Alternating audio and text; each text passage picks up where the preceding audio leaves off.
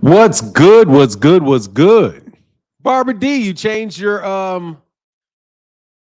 avatar? That's pretty dope. What's going on, Andy Gill? Banks the boxing fan. What's good?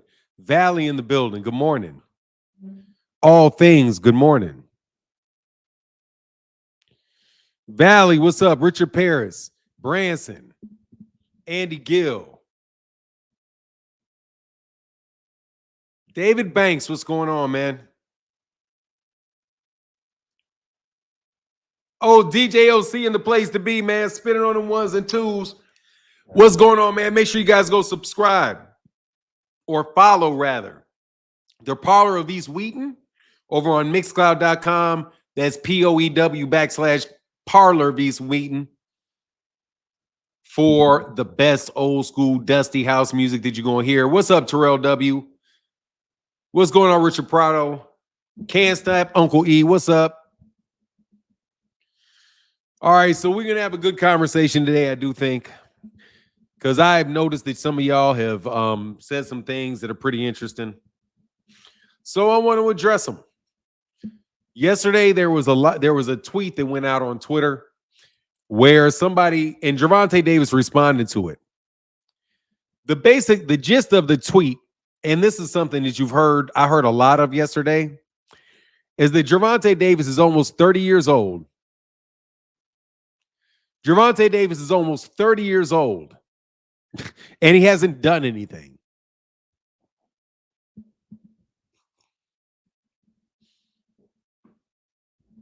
So I'm not about to sit up here and debate with y'all whether or not Gervonta Davis has achieved anything, because that is just obviously a ridiculous argument. But I found his response funny because he basically said, look, man, I'll take my life over yours. I work for myself. I get up when I want to get up. I go to sleep when I want to go to sleep. And nobody bosses me around, unlike you, who got a boss. So how about you just shut up? Because I'll take my life over yours. And you know what that reminded me of? See, that's what I needed. I needed a dose of reality, okay? I think we need a dose of reality. I think the boxing conversations we have, we spend way too much time in the what people should do, what people could do, and what I want people to do. And don't spend a lot of time really just appreciating what you get. We have seen several times this year fight cards that were terrific fight cards. And they were terrific fight cards, but we didn't expect them to be a terrific fight card. And we've seen other fight cards where they said it was going to be a great fight card. And then it winds up not being a good fight card. I need to know why half of the boxing world is okay with Tyson Fury fighting Francis Ngannou. And Anthony Joshua fighting Francis Ngannou. And Anthony Joshua fighting Jermaine Franklin. And Tyson Fury fighting Otto Wallin. And Tyson Fury fighting Tom Schwartz. I don't hear all of this uproar about those fights. I don't. I don't hear a lot of outrage about Monster Inoue fighting this guy Goodman. I don't hear a lot of, I don't think I'm going to hear a lot of complaints about Monster Inoue fighting this guy Sam Goodman that nobody thinks has a shot against Monster Inoue. And I promise you, you guys are not going to be up in arms about seeing that fight. You know why? People are not going to, you know why Monster Inoue fans are not going to complain about that? They're not going to complain about it because they want to see Monster Inoue fight.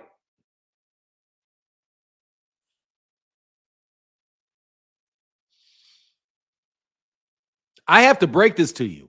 You can go to anybody's BoxRec, you BoxRec warriors, and go right down anybody's resume, and you will see a bunch of fighters where you say, I don't want to see that fight. Every single solitary one of them. Do you know what else I see a lot of times when I watch NBA games? I see a lot of mismatches in NBA games. I do.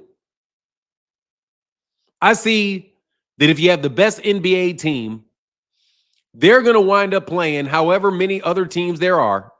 And most of those games are going to be blowouts because they're not as good as that team.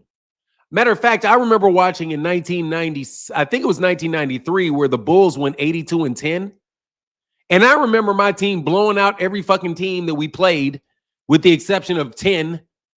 And you better believe I enjoyed every one of them Bulls blowouts the entire time. I did not sit there and complain about the fact that Michael Jordan put up 50 and we blew them away. I did not complain at all about that. Okay? Let me tell you, I've never seen a track meet where I've seen my favorite sprinter blow everybody out and I'm saying, man, I really wish somebody would have pushed him. I never see that. I never see that. I am literally trying to go, 72-9. Is that what it is? 82, whatever it was. I don't remember what it was. 72-9. Thanks, Branson. I forgot 72 win team. 72-10. Thank you. Like, let's go through all of the sporting events where we have a team we like, where we don't want a close fight. Every Bears game, bro, that we've blown. I remember the 85 Bears, man. Our team was killing everybody, man. I was loving every second of it. I loved every second of the Chicago Bulls, of the Chicago Bears in 1985, destroying the entire league with the exception of the Miami Dolphins. And trust me, that's the one game that season I wish didn't take place. The one they lost. But let's continue to go on and on and on. The Dolphins, thank you. Let's keep going on and on and on and on and on. Thank you, Windy City Assassin, 72-10. Okay, I've been corrected. 72-10. But that was 72 blowouts pretty much. Say 65 blowouts. And I enjoyed every single one of those blowouts. I want to know where you guys start thinking that you don't get to see any boxing matches or any sporting events where there's going to be a significant difference between the winner and the loser. That's all kind of baseball games. The Major League Baseball, if you have the best team in the league, dude, those guys are beating all those other dudes, man. They may lose a game here, they may lose a game there. You know what I mean? But dude, every sport, man, every sport. Look, dude, Bird Boy 1, I'm gonna have to ask you to stop distracting me. Okay, I'm gonna need that. I'm gonna need no more distraction, bro. Remember that one? Okay, yeah, you guys just be talking, bro, and it makes it so tough to stay on point when y'all don't. Anyway, that's my bad. Kamal said, Inoue is openly and blatantly ducking MJ, because I don't want to kill his name. It's called MJ.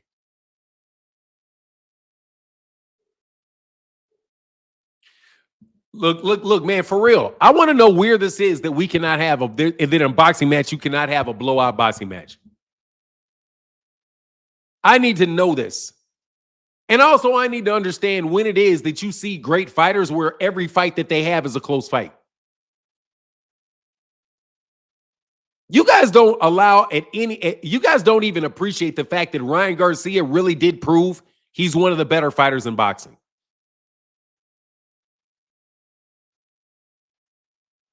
You guys don't even want it. Dude, I know the Osterine and I know all of that stuff and all that goofball shit.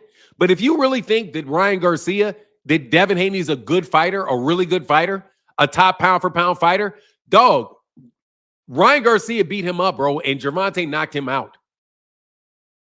Okay? Isaac Cruz went on to be a world champion after Gervonta beat him. So did Jose Pedraza. So did Mario Barrios. If you don't think these guys are any good, and there's no, first of all, when he fights somebody, no matter who it is, you guys immediately start acting like they're no good. Because you got the same people. Yeah, Ryan. So I don't give a fuck if he popped dirty, still whooped his ass. Nobody believe that, T. Orlando. Dog, that shit didn't have nothing to do with the performance, T. Orlando. Okay? That shit didn't have anything to do with that performance. That dude got clocked with a left hook in the first round. Okay? Nobody trying to hear that, bro. Ain't nobody trying to hear that. And all of the shit talking and all of the just talking to smell your own breath, it's just getting old, man. Like, there's literally nothing else to do on December 14th. What are you complaining about the party for? Like, I mean, for real, what do you have to do on December 14th? What do you have to do? Because he's either going to fight somebody on December 14th or he's not going to fight anybody. So you just don't want to see anything? So you're telling me if you got a Chicago Bears, if you're a Chicago Bulls fan or you're a LA Lakers fan and you got a top championship team that you're not, and you got season tickets that you're not showing up for any game other than when they pay their arch rivals? Of course not. You all watch football every week. You guys watch college football, college basketball. You watch that shit every fucking week. And you see blowouts every week. And you don't complain about the fact that there are blowouts. You don't complain about the fact that you're going to see Georgia play Illinois or somebody like that and Georgia's going to blow them out. You guys have a fucking party and a tailgate party for it. Every time y'all team whoop up on an HBCU, a Division I HBCU, y'all show up, y'all watch, you enjoy. You guys do not complain at all. I have never heard a Devin Haney fan complain about a Devin Haney fight. Never. Let me repeat this. I have never heard a Devin Haney fan complain about a Devin Haney fight ever.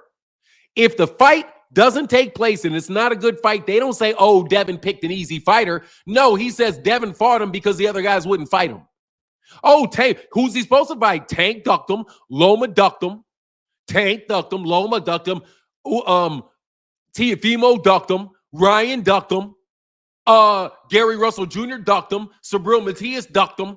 That's what you do every time. You just name everybody that you frame for a duck, claim they ducked him, so you're perfectly okay with whoever he fights. But yeah, you know full well that Lomachenko didn't want that fight. You know full well Shakur Stevenson went and did something else. You know Berenicek ain't talking about that fight. You know Tio ain't even in the same division. You know Devin's not even in the same division. But what do you want to do? Well, we just gotta demand more. That's what we need to do. I heard your dumb ass. Well, shouldn't we just demand more? No, you should shut the fuck up and wait for this fucking fight to take place. Because they're not listening to you. Okay? And you guys are demanding shit that can't happen. You demand things that cannot happen. You demand somebody, Gervonta Davis, to go chase people that literally cannot fight for another network in Teofimo Lopez.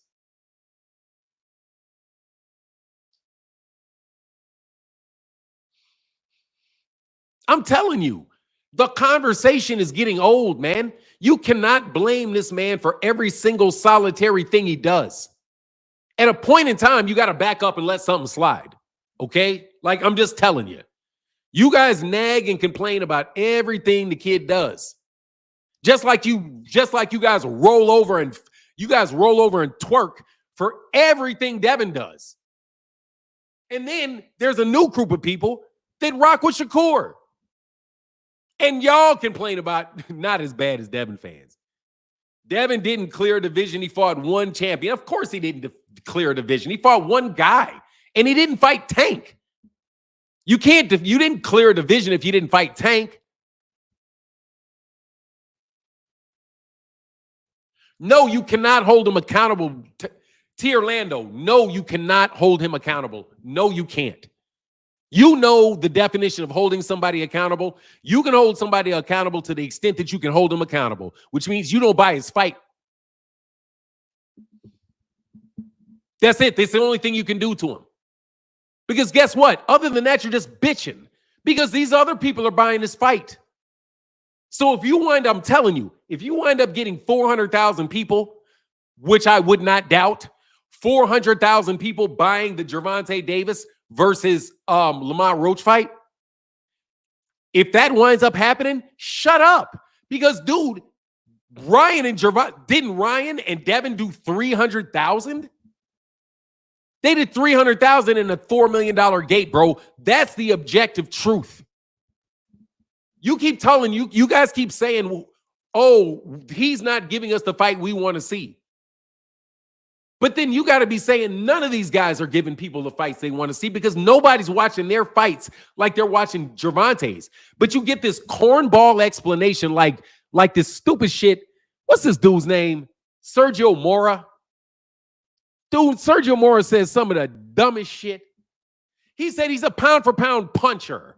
And it's really just his popularity. Sergio Mora.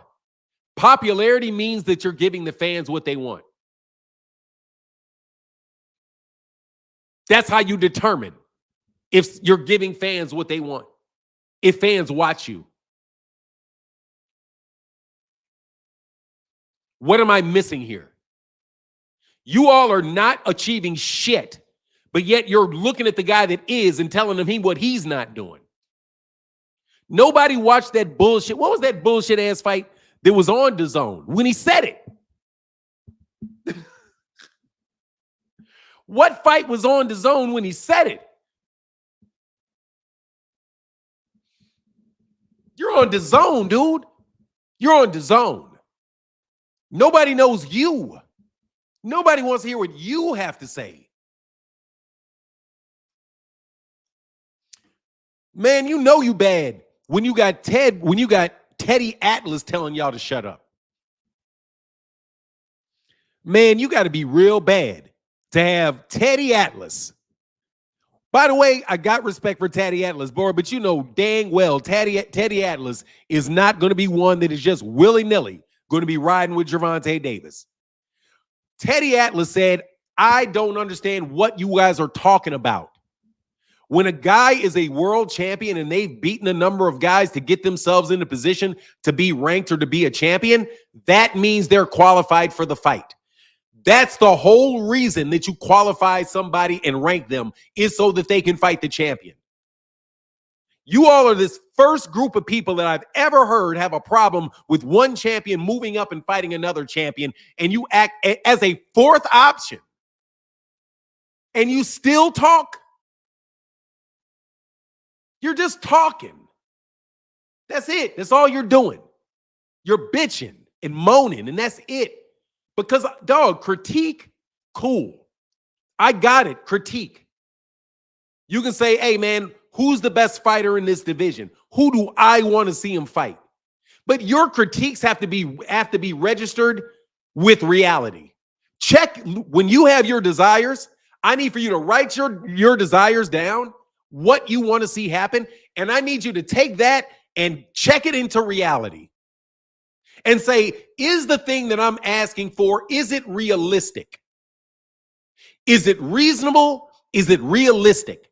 And you all are literally asking Gervonta Davis not to fight a world champion from 130 pounds that is the same size that he is, from the same weight class that he came from, and to not fight anybody at all because 4 other people or 3 other people told him no. Which brings up another question. Why are all these people saying no? Why are all these people saying no? And why aren't you questioning the people that are saying no? It's almost like you don't want to question the people that are saying no. You don't want to have a conversation about what's going on with Lomachenko and why he said no. You want to talk about what happened 5 years ago with Lomachenko. That's how the conversation goes. See, every time we want to talk about why Lomachenko said no, you want to change the subject to why Gervonta Davis didn't fight him 5 years ago. Every time we want to talk about what happened with Shakur, you just don't want to talk about it. You don't want to talk about the fact that before the Frank Martin fight and before Devin got beat up, you guys were acting like Shakur Stevenson was a scrub. You weren't talking about Gervonta Davis fighting Shakur. You guys weren't talking about Gervonta fighting Shakur until Shakur was on my channel, which is the thing that is amazing me, because I could have sworn that I had Shakur on my channel with the idea that I was going to be like the first person to really push a fight between him and Gervonta. I had both guys on my channel. The videos went viral. I could have sworn that I was there for that. And I could have sworn before that, none of you clowns were talking about Shakur at all. All of a sudden, though, when it's mighty convenient, you all of a sudden, well, you know, he's ducking Shakur. You didn't even want him to fight Shakur. You said he needed to go to 140. And matter of fact, how contradictory are you clowns?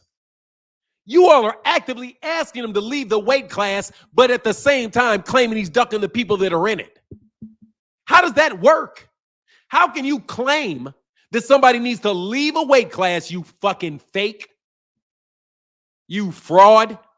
How can you ask somebody to leave a weight class, but at the same time they're ducking the smoke and not chasing greatness when the best fighters are in the weight class that he's in? He's in the, let me repeat, the only Hall of Famers that I know that look like they're going to the Hall of Fame at this point in time are at 135. Shakur and Loma. But y'all don't even, but y'all, well, why isn't Loma? Why isn't it Shakur? But leave the weight class. Pick one. It's like if you're going to make an argument, pick one.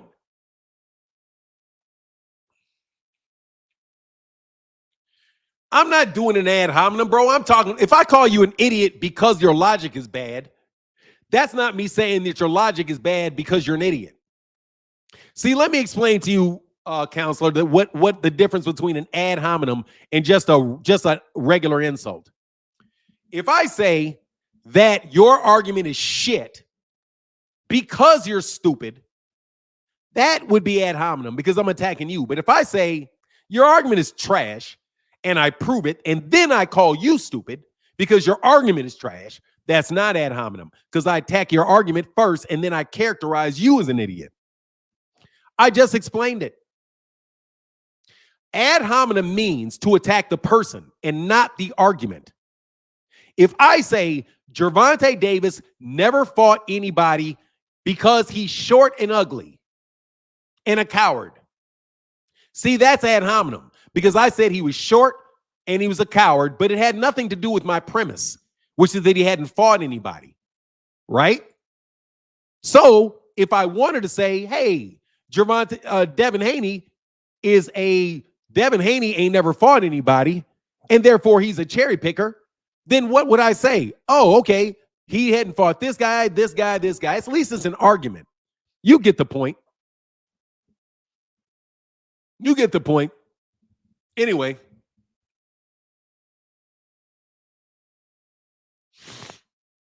Tired subject, really. I'm going to try to get... Oh, man, we got some super chats in the building. Look, man, I'm just tired of y'all. I can't tell you. I'm sick of you. You nag too much. Devin and Shakur should fight Lamar Roach next at 154, and they wouldn't complain. You got that right.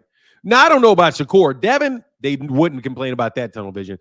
They will complain no matter what he does. Yeah, you guys are... Look, man, you guys don't have any standing because you're complaining too much. You can't complain about a guy fighting a world champion if 3 other guys say no. You're just doing too much. That Billl Haney said Tank been ducking Devin for 6 years. Billl also said Devin offered Tank $40 million for 2 fights, but Tank said he wanted $200 million. Hashtag best dad. Is that real, Big Dog Willie? Did he really say that? Because that sounds like you may be telling the truth. I don't think so, though. I'm a real Shakur. Oh, Big Dog Willie said I'm a real Shakur fan. I don't want any Haney cult members trying to use Shakur as a buffer to get a Tank. I argue with Tank fans because Haney fans. Okay, that's fair enough.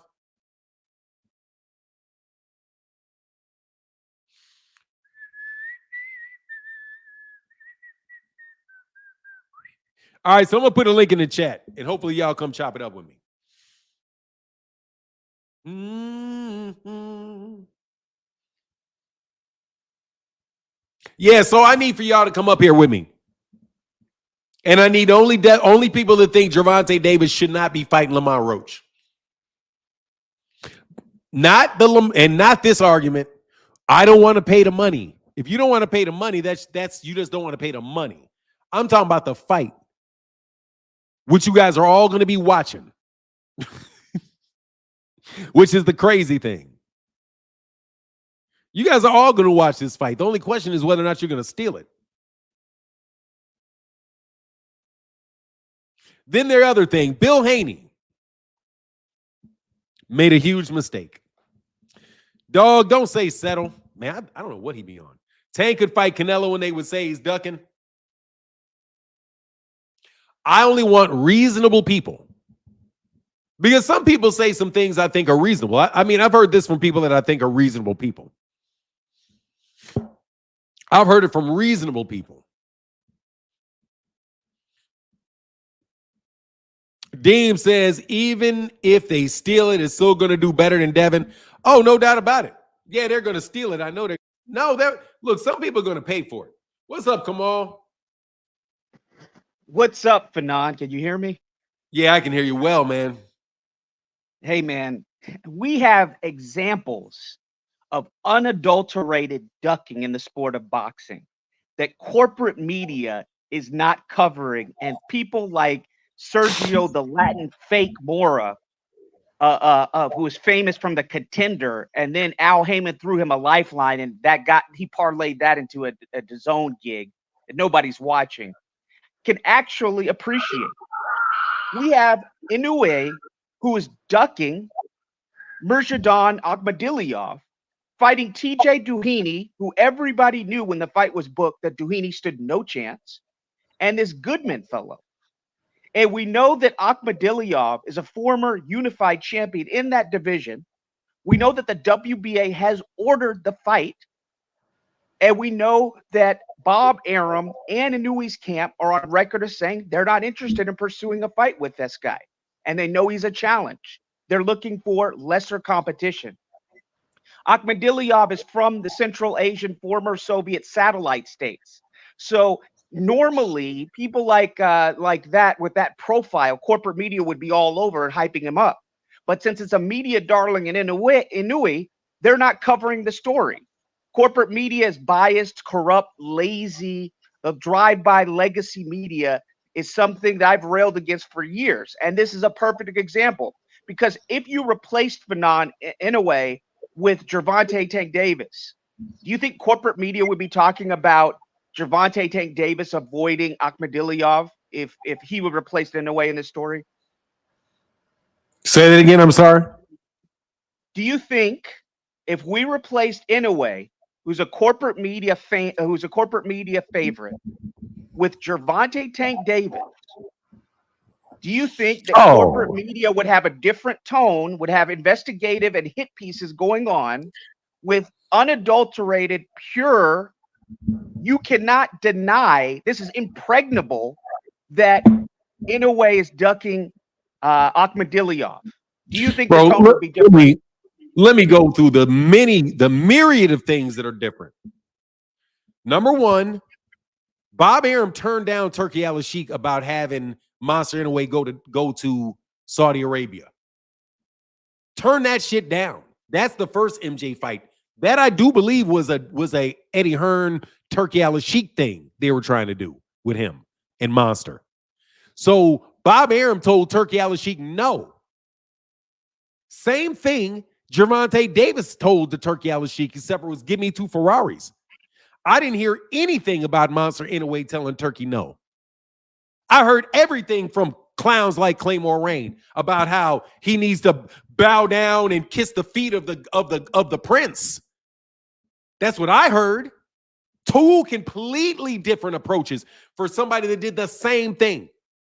Monster said no to a mandatory challenger in MJ and refused to Turkey's money to fight in Saudi Arabia.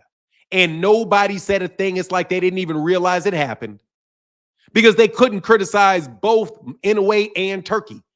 The Turkey people can't criticize Inoue, and the Inoue people can't criticize Turkey. So you just shut up.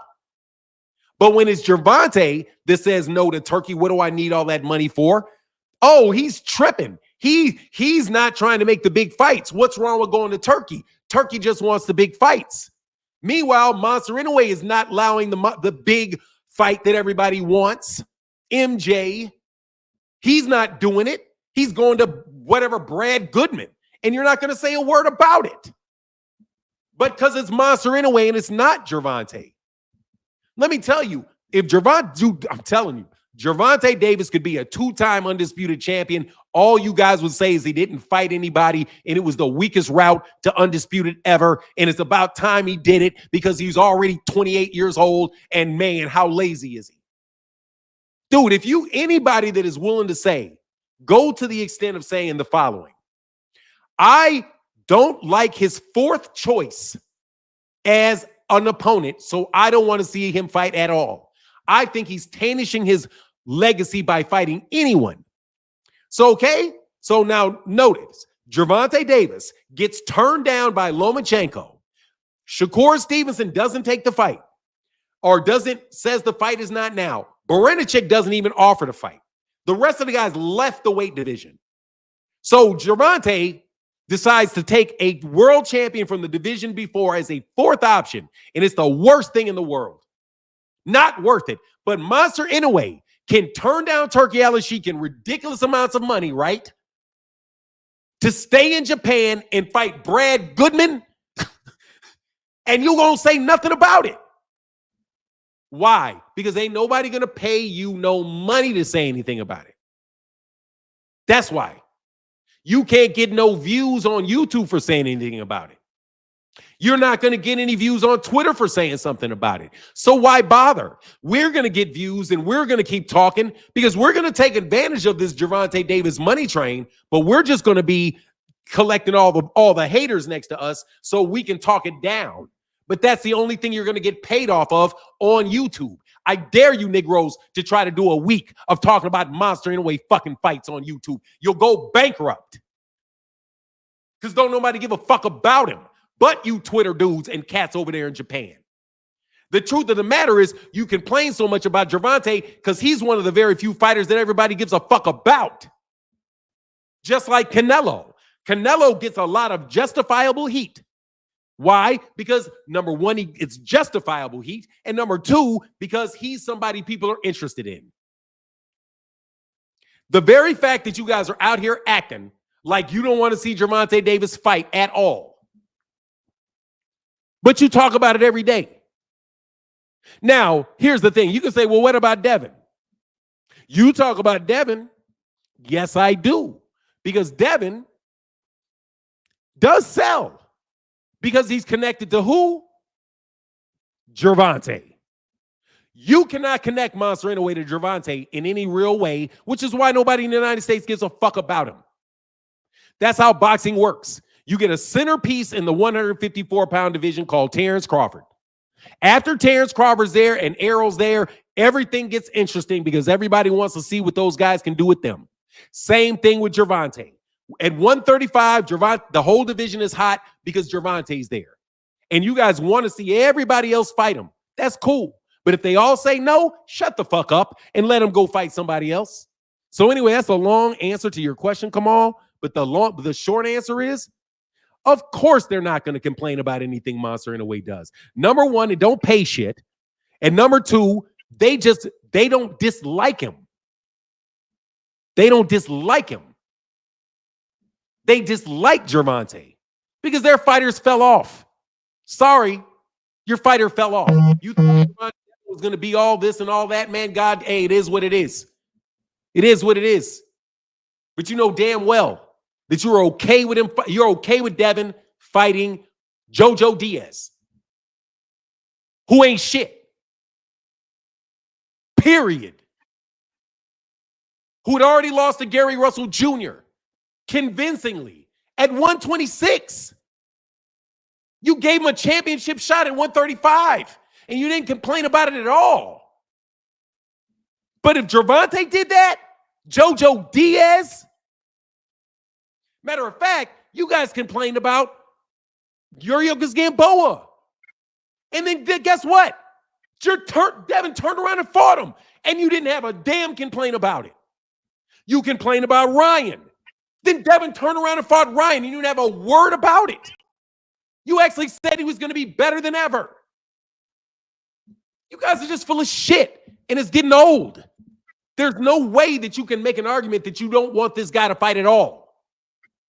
Once you made the argument, you don't want to see Tank fight at all. You'd rather him fight nobody than fight Lamar Roach this year. You exposed your own card because you ain't got shit to do on December 14th. You got shit to do.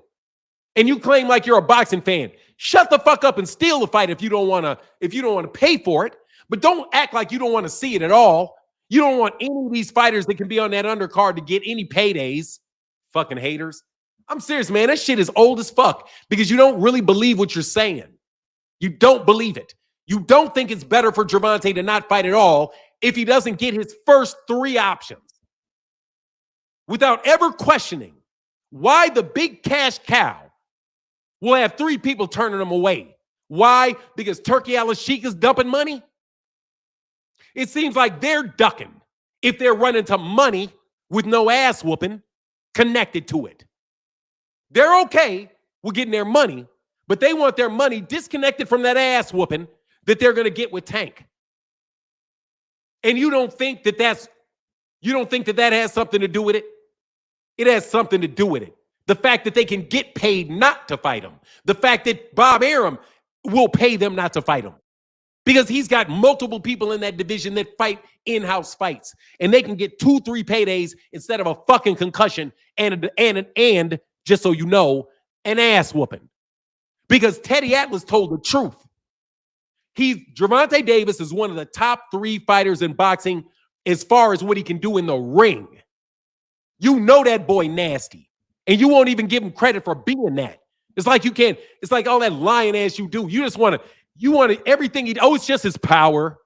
He just has power. Meanwhile, Teddy Atlas is telling you, nah, he can go forward. He can go backwards. He can fight going left. He can fight going right. He can stop you with his left hand. He can stop you with the right hand.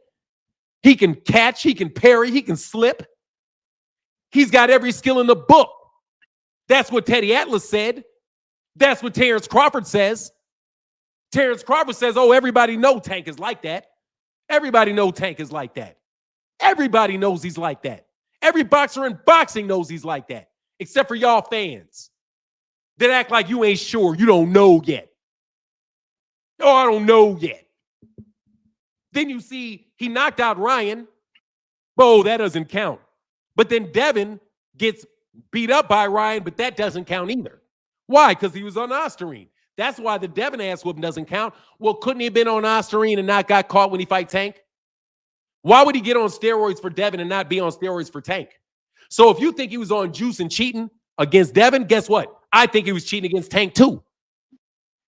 Why wouldn't he be? Everybody else that's been cheating didn't just pick one guy to cheat against. Antonio Margarito didn't stack his gloves against one guy. These other guys that got juice, they didn't juice against one guy. They just got caught. So if you think he's a cheater, then you got to say he cheated against Gervonta. But no, you don't. No, we know he was clean against Gervonta.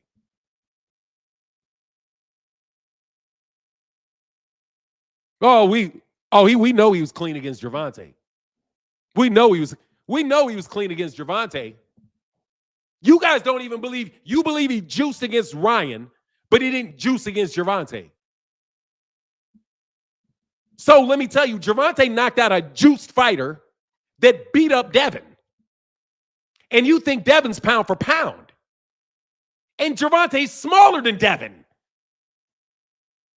Nothing you say makes sense. If you put these things together, they don't make sense. The things you say don't make sense. You don't believe the horse shit that you're saying. Of course, seriously, T. Orlando, and you know it. If the first time somebody robs a bank ain't the fucking first time they got caught.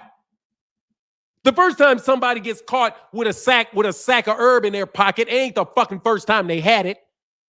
The first time that you catch your husband cheating on you, it ain't the first time he was doing it. It's the first time he got caught. I'm not speculating, T. Orlando. And irregardless. What do you say? Irregardless of the fact, the facts are this: that with the Inoue case, TJ Doheny, who everybody knew would get sparked the fuck out by Inoue, was a voluntary. The WBA ordered him to fight Akhmadiliev. Irregardless of Turkey, Eddie Hearn, who represents Akhmadiliev, said that we have not heard from Inoue's people and Bob Arum in regards to making this fight. Inoue is the A side. We'll go to Japan to fight him. And they have, and Arum is on record, and Inoue's people are on record as saying, we're not going to pursue Akhmadiliev. Doheny and Goodman are going to be the course of action we take. Okay, so Akhmadiliyov is from Central Asia. He's from former Soviet satellite states like Golovkin is from Kazakhstan. These people are boxers from that region. Corporate media hypes up, but when it's their guy Inoue who's doing the ducking, they're not covering the story. And it's an airtight case against Inoue ducking because the WBA has ordered him to fight. They have not stripped him of the belt for ignoring their orders and fighting voluntary in Doheny and then Goodman, who everybody knows that these two, the one guy, the Irishman, well, got knocked the fuck out and everybody knew what would happen. And then Goodman, they know the same thing. And there's been no plans to fight Akhmadiliyov. And with Haney, when it comes to Haney, everybody knows he's a duck because he fucking ducked Sandor Martin. He tweeted about Sandor Martin. He tweeted about Alberto Puello and Gary Antoine Russell. And then he ran the other way. The cases against both of those dudes are airtight. Those are your ducks. Monster Inoue and Devin Haney are the fucking ducks. And it's not about talking. It's about their actions. Monster Inoue has been ordered by the WBA, which a title he holds as undisputed champion, to fight Akhmadiliyov. He has not done so, to fight lesser competition against two guys, irregardless of what Aram says about both fights being more marketable or whatnot. So corporate media has a different standard. And when it comes to these 5 YouTube fans that Haney has who don't buy his fucking fights, because Oscar on Clapback Thursday, clap, said that nobody buys his fights, he doesn't sell, is that Devin gave up his belt. He gave up his belt to duck his mandatory in Sandor Martin, a move that I predicted would happen. So these same people who were upset about Loma getting franchised are now praising Devin Haney and told him to dump the WBC because, quote unquote, he was allegedly being treated unfairly, which is a bunch of malarkey.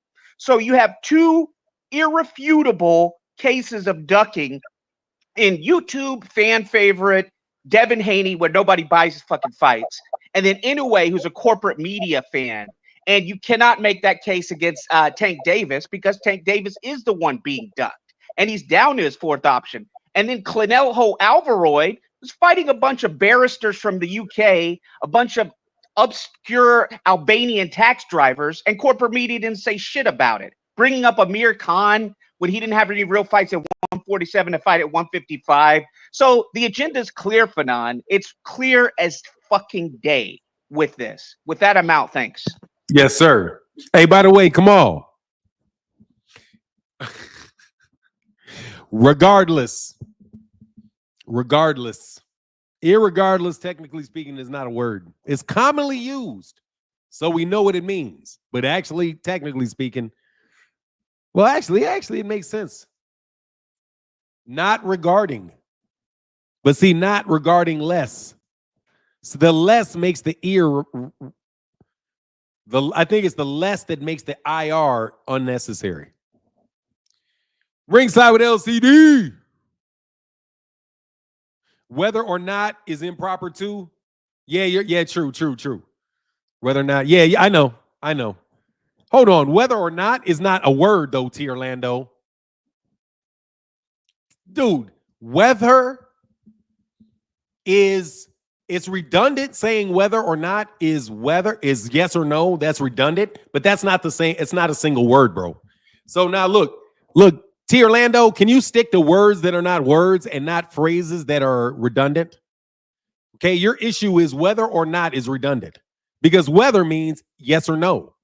So you don't put the not on there. I got you, counselor. I would not put that in a legal brief. I would not say whether. The question is whether or not. I would just say the question is whether. I know you leave off the not. No, the not is implied. Yes, of course it is. I'm not, but I'm speaking. I guess he's speaking too. So fair enough point. That regardless, it's the same thing. It's the less that's the problem. See, irregard. See, look, if I was going to say, please disregard. See, you're looking for the word disregard. So disregard that. Do not regard that. Regard less, that's without regard. So if you say irregardless, that is, you just take the ear off. But anyway, it doesn't make a difference. That's the way you speak. Fuck it, irregardless. Know what I mean? Nah, I mean, at the end of the day, I know what you mean. Not fighters coming off a loss to Orlando. Anyway, so let's get back to this. Man, that was a great cook by the great Kamal Oz, who will bring up the disservices that people are doing. However, whether or not I'm going to listen to you or not, I think I already had that embedded by the time I learned the difference. Whether or not, here I come. It's ready or not. That's why I do that. It's ready or not, whether or not, ready or not. Fanon, peace, Fanon, the OG, respect to the chat. Shout out to you, dog. You got it, 9. I hate that shit. Dog, I can't stand, man, 9. Man, you nigga, I ain't no 9, dog. I ain't your pet. Anyway, look, let's get back to this. I need some smoke because I know y'all don't want that smoke, okay? Gervonta Davis, the fight with Lamar Roach is a perfectly fine fight. It's not a blockbuster. It's not the biggest fight in boxing. It is a fight that I'm going to pay for and I'm going to see. Similar to a game, similar to like the Chicago Bears playing the Kansas City Chiefs. More than likely, we're going to get our ass whooped. And more than likely, everybody knows exactly who's going to win that game. It's on the schedule. So let's get the what do you call that shit? Tailgating. Let's get the tailgating going. So everybody can have a good time on Saturday night. You guys can eat your barbecue. You can do all the stuff you want on December 14th.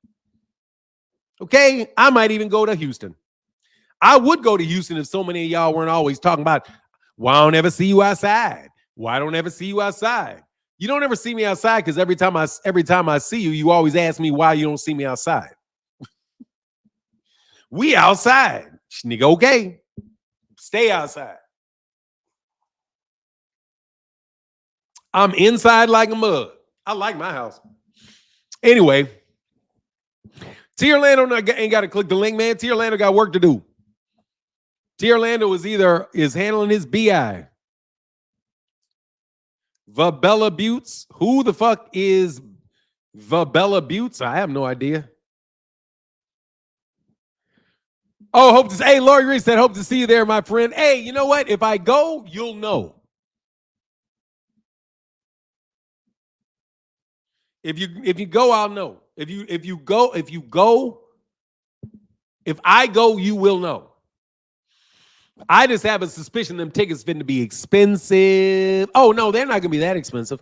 But it's still going to cost me a couple of G's to get close to where I want to sit. So, you know, Gervonta, despite all this nonsense that these people say, like trying to disconnect ticket sales, man, I swear to God, I've never heard that before. And I've never heard what people have started to do with this ticket sales. They really believe that ticket sales do not count. Like ticket sales, yes, everybody's going to want to go see Gervonta, but they only want to see him in person. The Chicago Bears have themselves a rookie Patrick Mahomes. Hey, man, I don't need no rookie Patrick Mahomes. I need something better. What's his name? Caleb something? Whatever his name is, I need for him to be him. And I need him to be better than them. Patrick Mahomes doing his thing, though.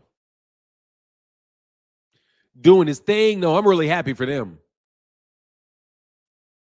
Oh, wow.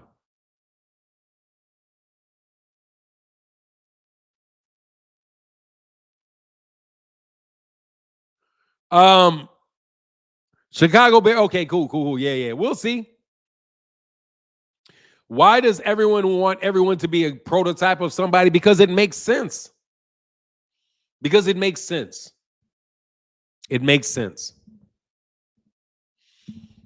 Because if you see somebody and you because you miss that particular player, and you're like, "Oh, I want somebody just like that," but no, no two human beings are the same or the same circumstances. You know what I mean?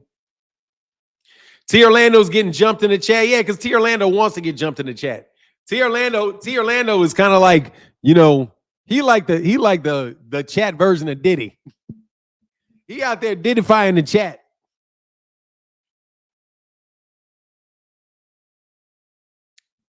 Look, I don't need for him to be Patrick Mahomes. I don't need for that. Patrick Mahomes is nasty. I don't need for him to be that.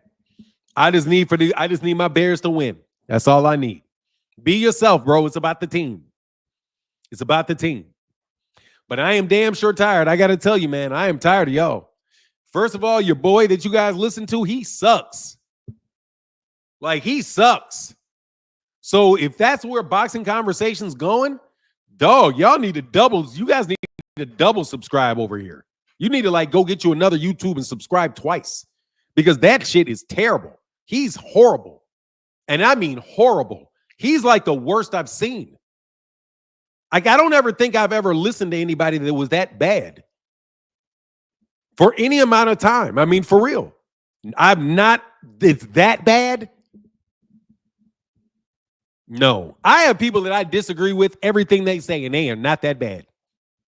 Trust you me, bro. Me and BFTB haven't agreed on anything probably in a year. And I still know he's very good. And I know very, very well that he knows boxing. And I know he loves the sport. And he got a brain on his head. He's got a brain in his head.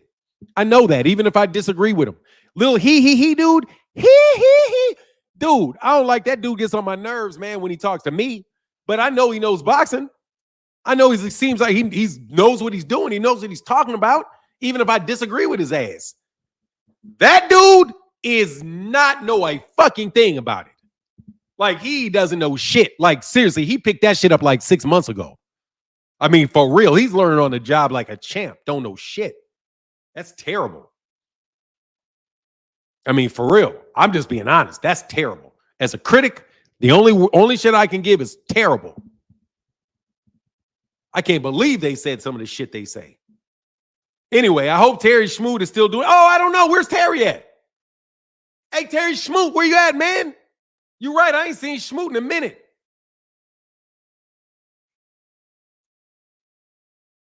Who is he, dude? Oh, true. Him. True. True's a smart guy. He's a funny guy. He's a talented guy. You talk like Coach Malachi? Yeah, Coach Malachi. I'll say his name. Coach Malachi is a talented guy. He's a smart guy. He's a hardworking guy. You know what I mean? He knows boxing. He understands the sport. He understands sports. You don't have to agree with, I don't have to agree with anything with something anybody says, but you know that it's like two people that both know basically the same thing that are disagreeing with each other. That's kind of how I feel about dude. Like, he knows what he's talking about. I just don't, you know what I mean? He just got a different viewpoint than me, and that's cool. I just don't like when cats start hating on me. But other dudes, they don't know what the fuck they're talking about at all. Like, seriously, like, they just don't understand. Like little yellow bus style shit. Like, that's little yellow bus shit. Like, for real, I need to know if your ass is on a spectrum before I talk bad about you. Because I think dude may be on a spectrum. That shit is terrible. Anyway. Yeah, little dude's funny, man. He's good. He's a good dude. I mean, honestly, he's a good dude. He's a nice, I mean, he seems like a nice guy. He just don't like me. But that's cool because I know he don't know me. And even if he didn't like me, I don't give a fuck. There's plenty of people that don't like me that are still decent people. And plenty of people that I don't like that are still decent people. I just don't like their asses. You know?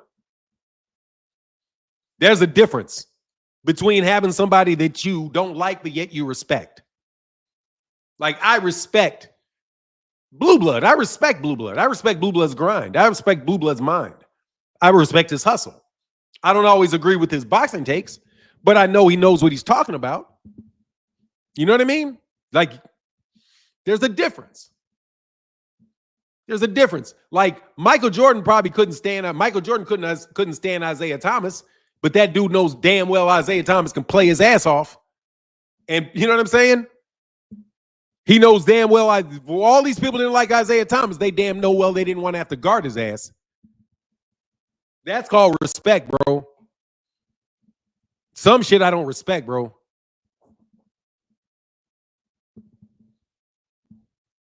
Yeah, but bias is one thing, bro. Bias is one thing. Incompetence is something else. I can work with bias. I can't work with incompetent. And I mean that to the bottom of my heart, bro. I can work with bias. I can work with racist. I can't work with incompetent. Like if you can have a racist and you can be like, look, racist, and he'd be like, yeah, black man. And you be like, look, dude, we got to get this shit done because we got to make this money. We going to get this done? Hell yeah, Negro. We about to get this done. All right, you do your part. I'm doing my part. Let's go. All right, we done. We done. Right. Fuck you. Yeah. Fuck you too. And then we leave. But they're competent. And you get it done because he knows what he's doing. I know what he's doing. We both know what we're doing. We don't like each other because he don't like me because I'm black. I don't like him because he don't like me. But guess what? He's competent. I can work with that. I can work with it. Incompetent, I can't work with that. You got to go. You got to go. I got to go find a competent racist. See, that's why they want to keep minorities incompetent. That's why they don't want you educated. Because, hey, man, you may hate them, but if this person is competent and your people aren't, shit, you got to get back over there. What up, Camo? What's going on, Unc? How you feeling? I'm well, man. How are you? Man, I'm bored as hell, man. I'm still making these cabinets, man. I'm so bored. Okay. Can I set a quick preface real quick before I get into what I want to say? Have at it. So, I grew up in the Midwest, a lot of inner city. So we talking Detroit, 6 mile, 7 mile, 8 mile, Livernois. We're talking Chicago, 71st, near the United Center, all that. Indianapolis, Hallville, East Side, Post Road. I grew up in a lot of inner city, and from what I've noticed is a lot of guys, if you ask them, hey, who's one of your favorite boxers, we all fuck with Tank. It's the reason why we fuck with Tank, because a lot of us, myself included, can relate to how he came up in his story. It's a lot of similarities. You get what I'm saying? So that's why we fuck with Tank.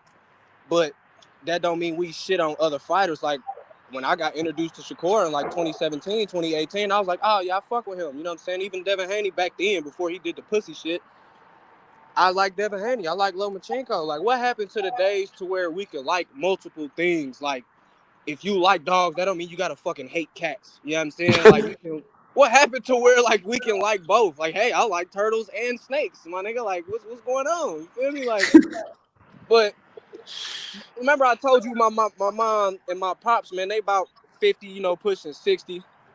They boxing fans. They've been watching boxing since they was in their teens. You know what I mean? And some of their favorite fighters, like I said, was Camacho, Aaron Pryor, both the Sugar Rays, and them. Like, then they get excited when Tank fight, bro. Like, anytime they like Tank, they face light up anytime Tank fighting, as much as when my niece comes over. You know what I'm saying? Like, here my pop be like, oh, look, he chasing him down. Look at him, he coming right to him. He like mini Mike Tyson. My mama too, they love Tank, man, especially because Tank looked just like one of us high yellow motherfuckers, tatted up just like us. High yellow motherfucker, you know what I'm saying? A little light skinned motherfucker. So, yeah, that's the preface I want to set, you know what I mean? And I just don't understand the tearing down of it all. Of just because you like one certain fighter, you got to completely degrade the next one.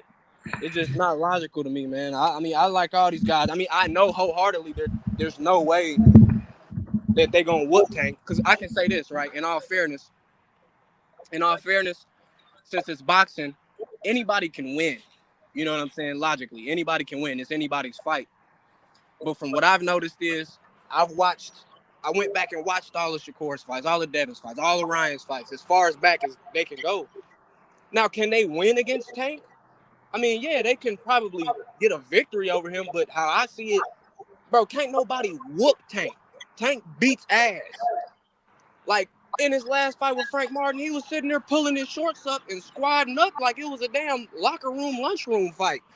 Like, Tank really fights motherfuckers. Of course, he can box, but Tank fights, bro. That's why we fuck with Tank. You know what I mean? Like, I don't see nobody whooping Tank. Of course, motherfucker can try to stay on the outside and avoid him. Anybody can do that to get a quote-unquote a victory, a win against him. Of course, anybody can get a victory against him, but ain't nobody gonna whoop Tank. I swear to God. I've watched him when I first started watching Tank. I swear to God, my first instinct, I was like, bro, he's like one of the greatest fighters I've ever seen fight in my life. Like, fuck the boxing ability he has. He's like one of the best fighters I've ever fucking seen. This is crazy. Dude can scrap for real. Like, he's a fighter, bro. Like, that's my dude right there. So that's all I want to say is, like, of course, Shakur, I fuck with Shakur. He's a very good boxer. He could probably win against Tank. You know what I mean? Anybody can probably win against Tank, but can't none of them whoop him. It's a difference. You know, like I know, it's a difference of getting a victory versus a beating. Can't nobody Tank or beat them up. But, of course, he can, you know, not get the victory against them. But I don't see nobody really whooping Tank, bro. Tank will whoop everybody. They don't want to fight him for real. That's the only thing I got to say in terms of that. I do want to debate with you on one topic because you're very smart, Fanon, and I Be careful. Like, yep. Be careful. No, it don't got nothing to do with boxing because I agree with you on most things. Triple up. Triple up. Be careful. Doubly be careful. Go ahead, though. Okay. Because I can cook you on this, and I swear to God I can. So look, sure, okay. Go ahead and cook me. How the story began, right? Is Helen Keller real or not?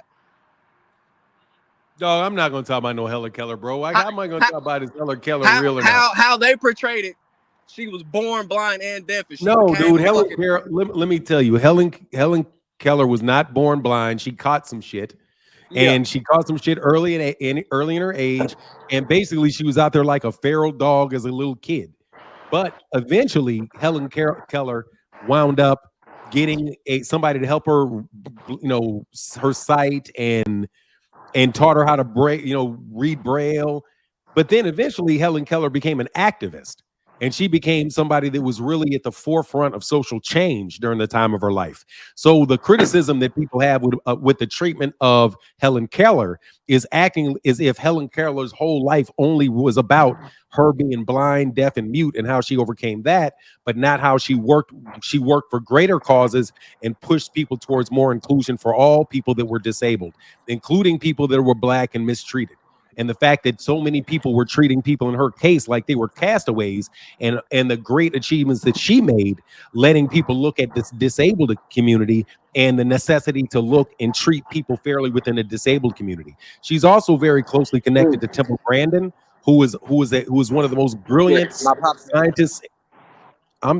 Temple Grandin being somebody that had autism, but that yet they learned to use her talents in order to basically minimize the suffering that animals have in the whole slaughtering process. So there's a lot of people that were like Helen Keller, that even though most of her real accomplishments were around social change, they kind of just make her a little bit of a freak show in the fact that they only talk about how she overcame her physical limitations. Right, the ailment. See, and you basically said everything my pop said, and I'm not denying or refuting that. My thing is, when I originally heard this back, when I was a motherfucking kid for real, they were saying, oh, she was born blind and deaf. I was like, there's no way possible. You cannot receive or learn any information if you were born both blind and deaf simultaneously. There's no way. Yes, you can. No, you cannot. Yes, you can. Okay, so sir, look, I got a niece. You're going to lose this debate. I've got a niece that had caught in the womb, had German measles. Her name is Allie. She's 60 years old. She's never been able to walk, never been able to see, but she learns and knows through touch. You have more than one sense. Nah, no, but okay. You know what else they have?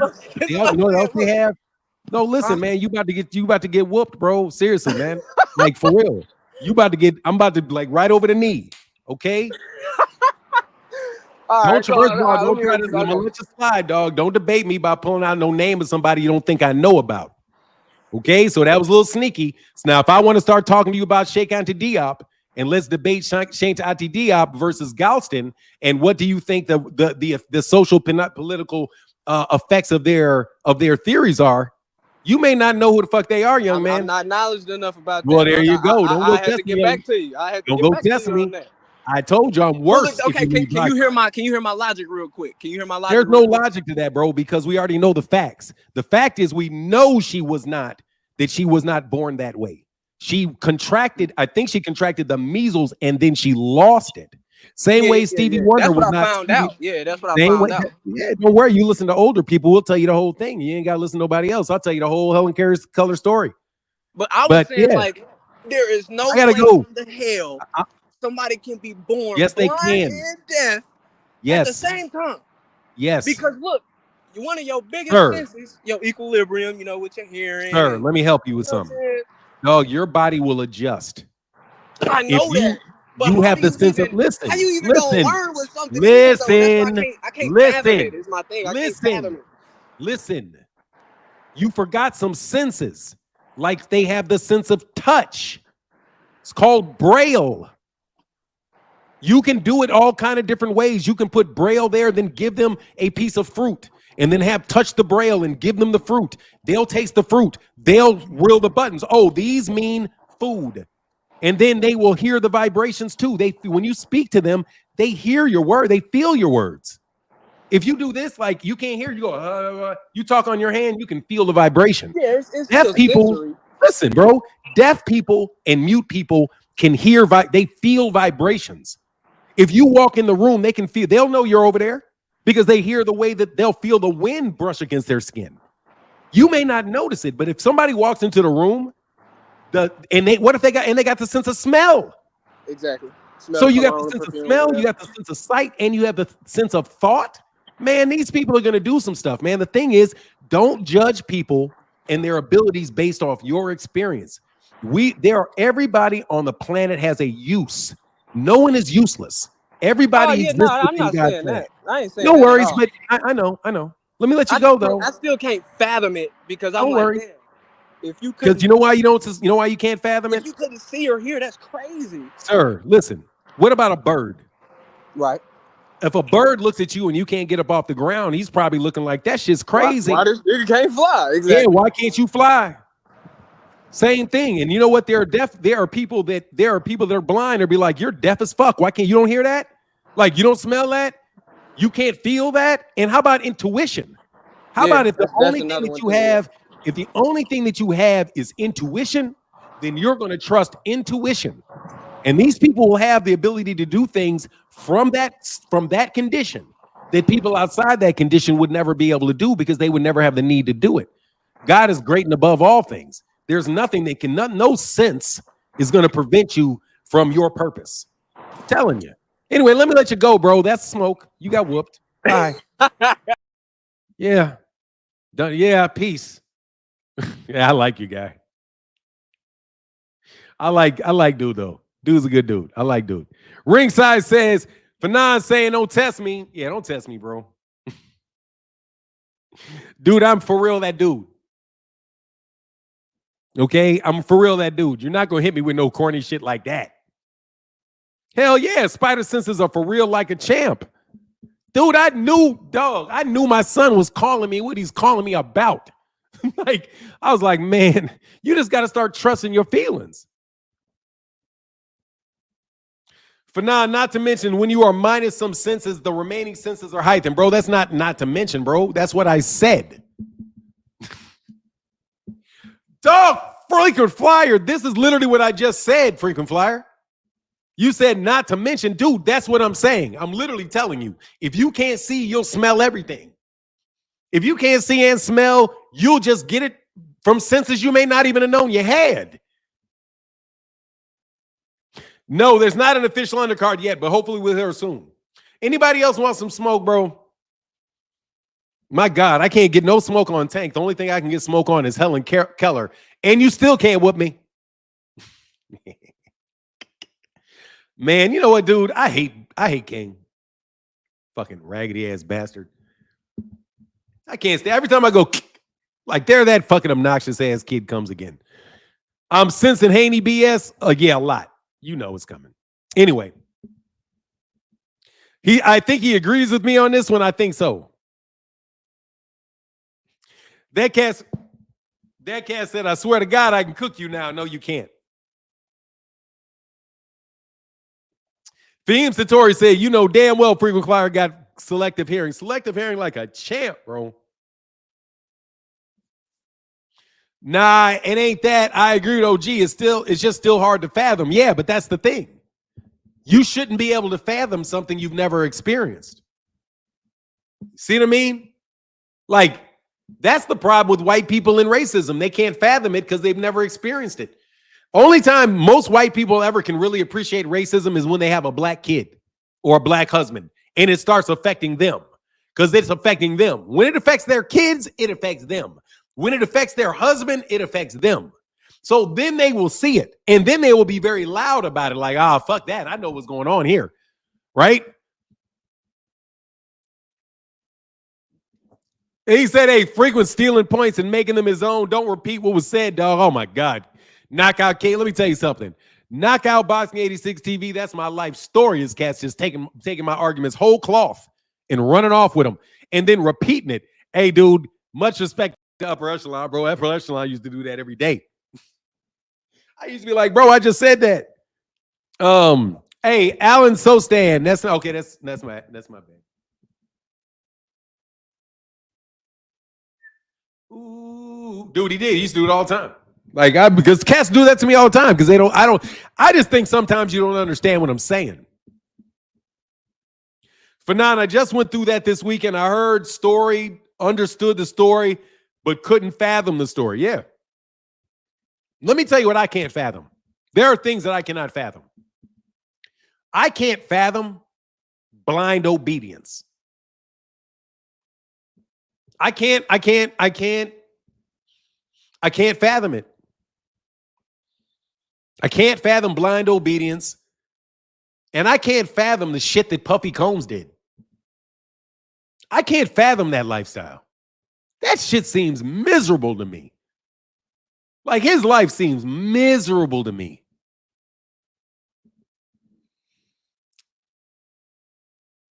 I cannot fathom how somebody can live a life like that.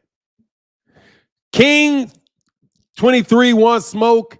He in the chat just talking. I mean, the link is right there, or you can throw him out. Hey, anybody that says they want smoke but they don't click the link, just throw them out. You have permission to throw them out. Thank you guys for showing so much restraint. If somebody says they want smoke 3 times and I hear about it in the link, throw them out. Who is respectful?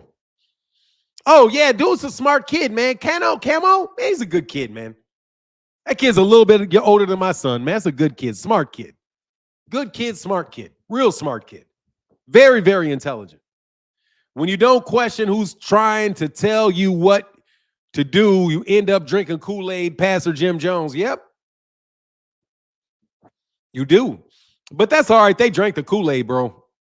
And they're drowning on that Kool-Aid, something nasty. I can't believe it, bro. Puppy is disgusting. All those dudes are disgusting to me. Like, Sosa said, I'm 24. I learned by listening to my OGs and the ones that came before me. Yeah. Is that you, Sosa?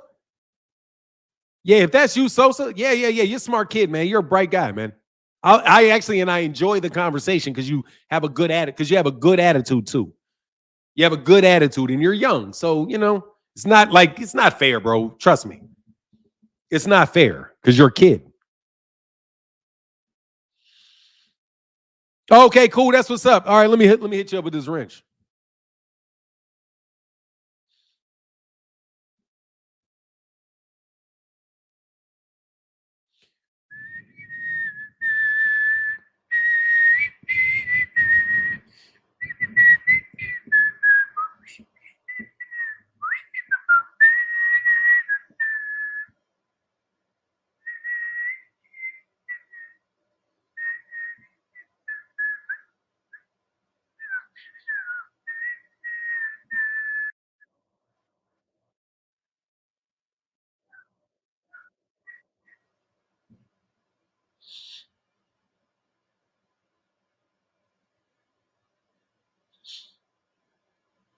All right, man. You got you moderated, brother. You got to moderate a young man. I'm definitely taking Figueroa over Cool Boy Steph in the rematch. You think so? I think I might go with him. I might go with Figueroa too in that. Even though I want, I don't know. I'm stuck between the two. Yeah. You earned that wrench, Sosa.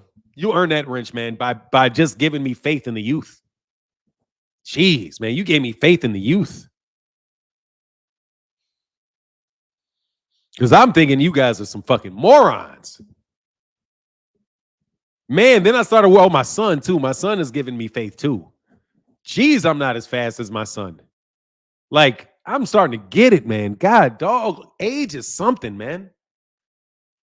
I don't want no smoke with Fanon. I respect his knowledge in boxing. I just got my opinion on Tank. Okay, that's fair. Thank you, King M23. Said, damn, Fanon, I'm 27. You 27, you a good dude too.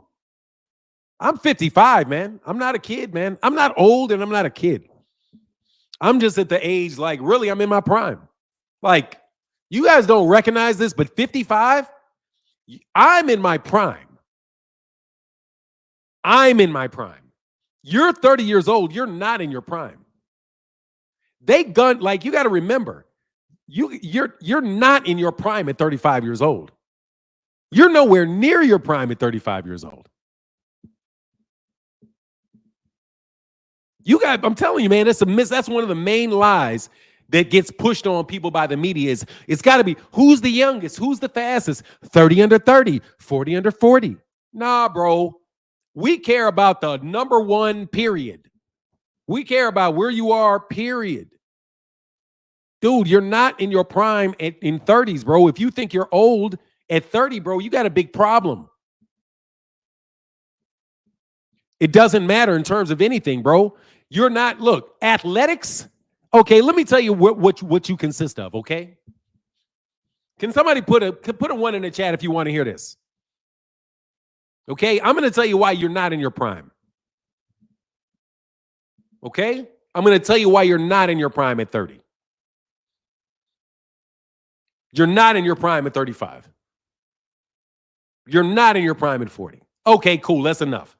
So listen, you are made up of three parts: mind, body, and spirit. Okay, let's look at the three parts of the human: the mind, the body, and the spirit. Your body gets to physical maturity before your mind gets to mental maturity. And you get to physical and mental maturity before you ever get to spiritual maturity. Okay? It's a building process. When you're young, you're learning your body. You're learning how to move your body. You're learning what the world is. You're learning to talk. You're learning to walk. You're learning all the things that you need to know to survive. You leave your mother's womb out into the womb of your family. And you stay in that womb of your family to be educated, to be fed through a long time, like 22 years, 23 years, before you're ready to break away from your family. So at 24 years old, say you're really ready to break away from your family. And by that, I mean, you don't need no money. You don't need any money. You don't need their house. You are taking care of your own business. You are self-sufficient. You're going to do that around age 24 somewhere. Because even if you at 18, you get out of the house, it's going to take you a couple years to get there, right? So physically, you are mature at like 22, 23, 24 years old. Mentally mature, bro, you're not going to be mature mentally until you're like 34, 35, 36. And then to be spiritually mature, you may not get there till you've got all of the cheating on your wife and smoking the weed and until you get all that shit out of the way, all your moral and ethical maturity. That you get there around 55, and then you start knowing, oh, this is what life is really about. Life isn't about climbing this ladder. Life is about me taking care of the loved ones that I have, because I know that life, what the meaning of life is and what I have to do with life. When you're a little kid, you still don't understand what it is to be successful. You don't know what it is to be an adult, right? But then you become a parent, and the parenting position and the parenting matures you as well. You're not fully mature until you've accomplished things and you've gone through it many times. No, 55 is not your peak. Dude, no CEO is at their peak at 55, dog. Most presidents don't even become president until they're that old. Dude, tell me what people under 55 years old, really. You got an Elon Musk, right, who's under 55. But, dude, Elon Musk ain't hitting his prime until he's 60. No, dude, you're not in your prime. I'm just telling you, you're not in your prime. And if you, guess what? Michael, you can be in your relative prime, but Michael Jackson died at 50. He didn't get to be the businessman that he could be. Anyway, y'all think that way, go ahead and think that way. I'm telling you right now, bro, as long as you think you're growing and you're learning, you're not in your, you're just on a goal.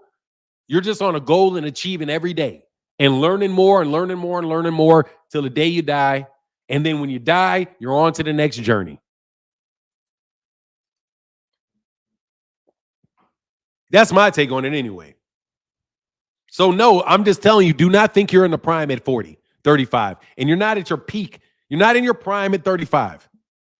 You may be in your prime physical, but the chances of you being in your prime mental at 35 is next to none. It's next to none. And the chance that you are on your spiritual, you're considered young in some corporate places. Of course, at 55 years old. Dude, my father just had left his first career at 55 years old before he had founded his own company and did most of the stuff that he's known for came after he was 55 years old.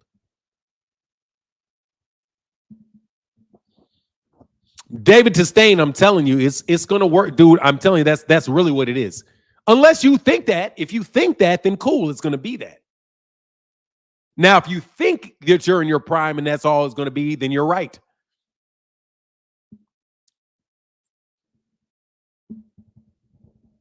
Most don't last that long. Yeah, exactly. Black men don't make it to their prime.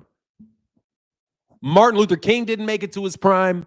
Malcolm X did not make it to his prime. Most black men, the whole system is designed to make sure that you're not in your prime. Oddly gifted bully kennels, that shit is related to Social Security, dog. That shit is related to Social Security. And I didn't say 65 was your prime. I said 55, you're in your prime. I didn't say 65. You know why? Because at 65, your body starts coming downhill. You realize that the reason that 80-year-olds are not running the world is because their minds start slipping and their bodies start slipping. So yes, at 65 years old, your physical is going to decline, not your mental. Your physical, but at 55, your physical is not declined to the point where you cannot go anywhere you want to go, handle your business, take care of things. Dude, I'm perfectly healthy at 55 years old. Other than I got a little high blood pressure that I got to get rid of, but I'm working on that. No, dude, you guys are don't convince yourself you're in your prime. If you convince yourself you're in your prime, then you're not going to try to learn. You're not going to try to grow. You got to believe that there's things that you can learn, that there's things that can continue to improve in your life, and keep seeking, keep learning, keep moving. And it's 67 now, by the way. Yeah, it is 67. But anyway, so King said he don't want the smoke. That's good. I'm glad you don't want no smoke, bro, because honestly, I don't want no smoke with nobody. Only person I want smoke with is a guy that I know will never talk to me. Jesus. He said, ex-Cali Music Town said, very true. I'm working that too. Yeah. Sunchild said, Martin, your outlook on life is honorable. No, dude, I went to my outlook on is necessary for my sanity. I have to look at that way because it's the only way that I can stay sane. Because you have to stop yea, though I walk through the shadow of the valley of the shadow of death. What is it? I shall not want. I shall not want. I shall not want. As long as you're wanting for something,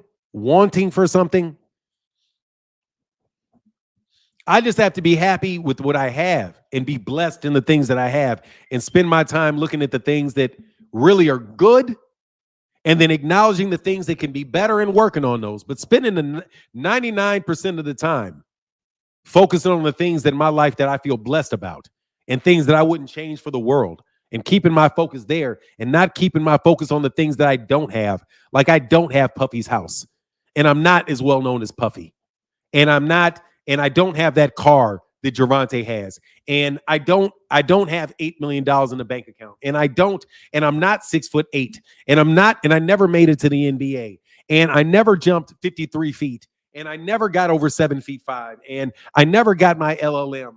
And I never got my and the girl that I used to like, she never really loved me. Dude, if you do all of that shit, you're gonna be depressed. Fuck that.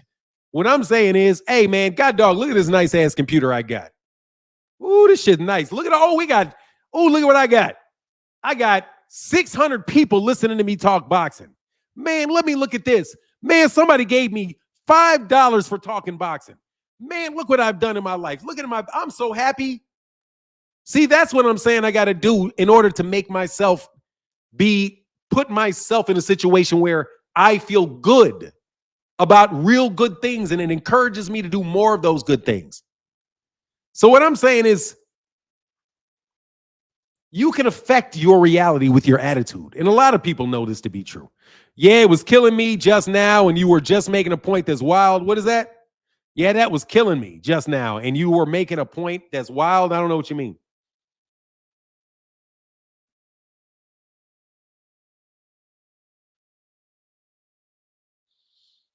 I mean, that's mental self-protection. I'm just telling you, the kid. Yeah, that's mental self-protection. That's mental self-defense. Focusing on the positive things and not the negative.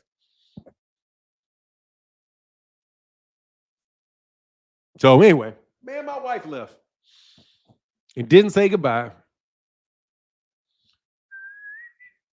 Yes, sir. The list? Oh, okay. I don't know what list you're talking about, though.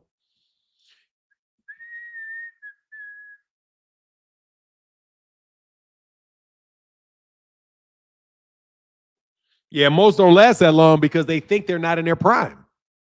You think it's over with at 24 years old. Of course you're not going to make it to 70. You know why? Because you think it's all over at 24 years old.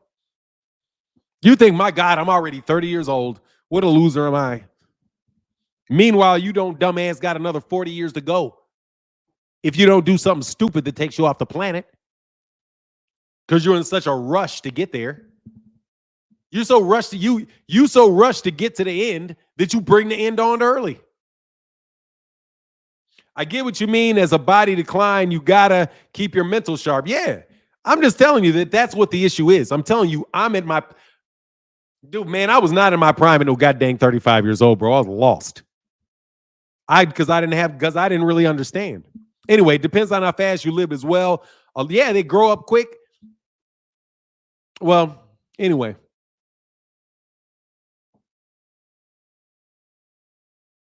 Brian Lake said, on this live drive to work, I love nothing more than to hear Mr. Blackwell and the Smoke King. Thank you, bro.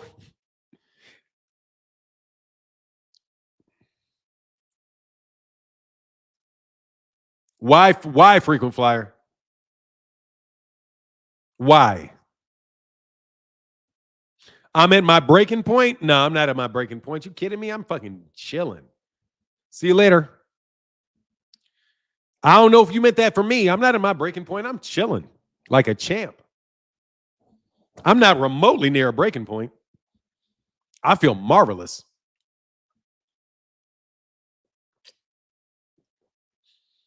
I don't know. Why you want to know, freaking flyer, how old my dog is? Are you trying to make me sad or something? I don't trust that question. My dog is still in his prime. Let's put it that way. My dog is still in his prime. Yeah, I'm chilling like a villain.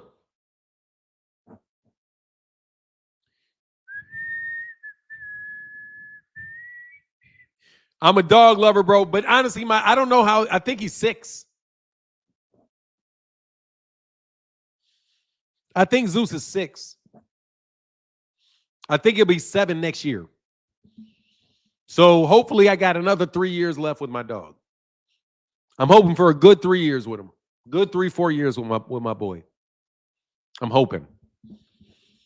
You know, he's a big dog, so they say. But honestly, I didn't cut his nuts off, so I hope he lives longer. Hey, what's up? Big facts, Fanon. Focus on the positives in life. Yeah, that's what you got to do. What you got to do. But, you know, the rap music always focusing on the negative things. And you celebrate all the negative things that you've been through. It's not a smart thing. Get a puppy now. I'm trying to get a puppy, but I can't get a puppy till I get into a new house. I have to fight with my wife over a puppy, even though I did tell her, as soon as we get into a new house, I get to get my puppy. And I don't think I'm going to get a Borbal because that's a little big. But I do think I'm definitely going to get another Mastiff. You know? Hey, so the Haneys want to settle. How much will they pay Oscar? I can't believe that guy said that. I'm honestly, man, I don't know what's going on with them. But they got to do something. I understand it. You got to go to work, bro. You got to go to work. For now, do you think that's why women outnumber men 3-1? Men tend to live on the edge and put our lives in jeopardy through our life? I don't think no. Men, first of all, women do not outnumber men 3-1. When it's 51, I do believe that's by like a percentage point. Like they barely there's 50, it's almost 50-50 in the world between men and women. It may be like 51%, 49% men to women. Oh, Fanon, you should try to get a puppy out of Zeus, find him a mate. Why? If I have that, if I yeah, I know. Nah, well, my dog, he's actually got 2 girlfriends. But they're little Dachshunds that come by and hang out with him. So don't worry, my dog got some ladies now, but I think they're too small for him to do anything to. Borbals are really nice dog looking dogs. Yeah, they are. Yeah, you got to stay the positives in life, man. That's why I'm getting so tired of you guys with this Gervonta talk. Devin, though. You want me to be positive about Devin, though. I could hear it in your I could hear it in your voices. Why won't you be nice to Devin? Why won't you be friendly to Devin? Why won't you give Devin the benefit of the doubt? Why won't you say that Devin got cheated?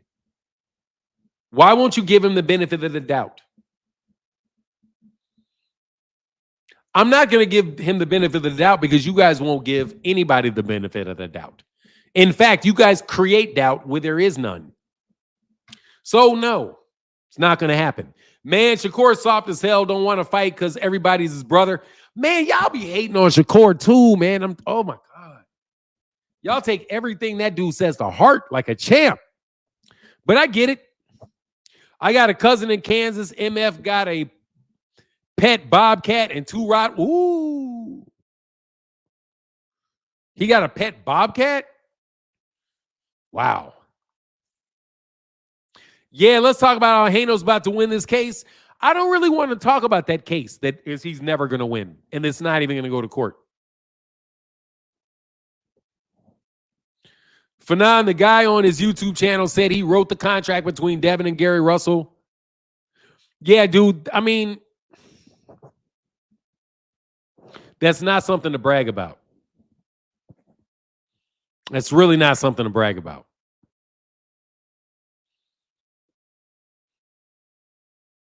It's not just a weak-ass case. It's not a case that they're serious about. I want a little bit too aggressive. I want a dog that is a defender but not aggressive. Not that aggressive. Like Zeus is not aggressive. Like he's not really aggressive. That's the one I love about Zeus. He's not too aggressive. He's intimidating, but he's not too aggressive. Yeah, I mean, dude, it's just like, look, I can go through it and tell you why it's not a good deal, why it's a bad deal for everybody involved. But on the real, dude, I understand. I know who said that they wrote it. And if he wrote it, respect. But that document that's not a good agreement. It's just not. It doesn't pass muster. That deal right there does not pass muster. I love Akitas. I used to have an Akita too. I had a mixed breed Akita. Well, no, it's not though. Just the writing. It's the agreement. It's the agreement that's the problem. You don't want to agree to that. There's nothing to. First of all, there was nothing that Devin Haney didn't commit to anything. He didn't commit to anything. Since he didn't commit to anything, it just makes it look like you're trying to get over on a guy. Because the only person committing to anything was Gary. And Devin Haney himself could have got Devin Haney out of the contract himself. Like Devin could have terminated that deal by himself. Unilaterally. Devin Haney could have unilaterally gotten rid of all. It was just so bad. Like, it's like me boxing. Dude, let me tell you, I throw punches every day. I really do, man. I'm out there in my backyard next to this tree, shadow boxing. I shadow box. And do you know what I think every time? Damn, I'm terrible. Because I do like this. I'm like, oh shit, he can hit me with that hook. Get your hand back. You know what I mean? Like, ooh, get your hands away from your head. Because if it's like this, he can still hit your hand and break your knuckles. Get your hands out. Like, dude, I'm sitting there I'm like shadow boxing the whole time. I'm like, oh shit. I'm feeling all these mistakes I hear you guys talking about. You know what I mean? So I think to myself, yeah, I love boxing, but I don't really think I need to be getting in no boxing ring with these dudes. I have a suspicion that they may beat the shit out of me. Like, I really think, like, I don't know if you guys break this to me, but I've had a lot of fights where I've won. I've knocked dudes out. I've beaten dudes handily, easy. Like, I've beaten dudes easy. I've had tough fights that I've won. But I just have a suspicion, bro, that if I get in the ring with these boxers throwing punches like this, then I'm going to get beat up. So I'm not going to fuck with these professional boxers. So I mean this with all respect. You should not write contracts. If you work in contracts, like the contract department, okay, there's a difference between working in the contract department and being somebody that knows how to write a contract. See, because you can have contract managers, and a contract manager, their job is to really just manage the contract. They know the terms of the contract, and they know the timing of the work and when it's supposed to be done, and they know how to complete purchase orders. You know how to do all those things. But guess what that is? That's the administration of a contract. That's not the drafting of the contract. There's a mild difference in skill set between somebody that manages a contract and somebody that is the architect of an agreement. I'm the architect of the agreement. You're just administering what I wrote. Don't get it confused. The knowledge is over here. You cannot plug and play this shit. The only person that can plug and play it is somebody like me. I can plug and play because I'll just be like, oh, give me that. I'll throw it all in there. Then I'll have the whole agreement. And then you know what I do? After that, I pull out the pen and paper and I go through it. Change this, change that, change this, change that, No, that doesn't apply. How does that work with this? Draw an angle here. Oh, this refers to this with arrows. Note all of that. And I would never miss net profit. You know why you don't miss net profit? Because that's the first thing that people read. There's no way net profit would get out of a negotiation with me.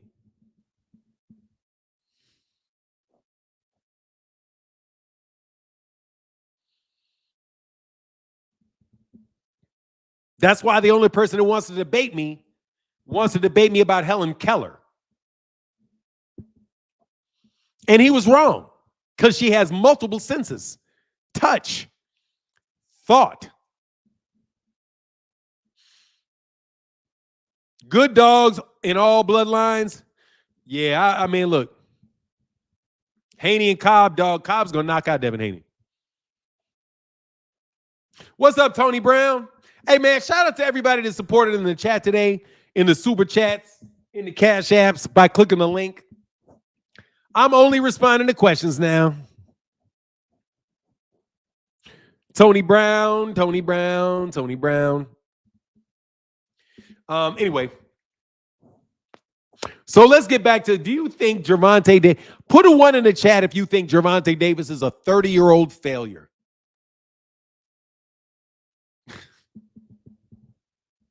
A reigning world champion who has a probably $100 million contract in guaranteed money, a three division title holder, is a 30-year-old failure. I can't believe you guys get this stuff out your mouths.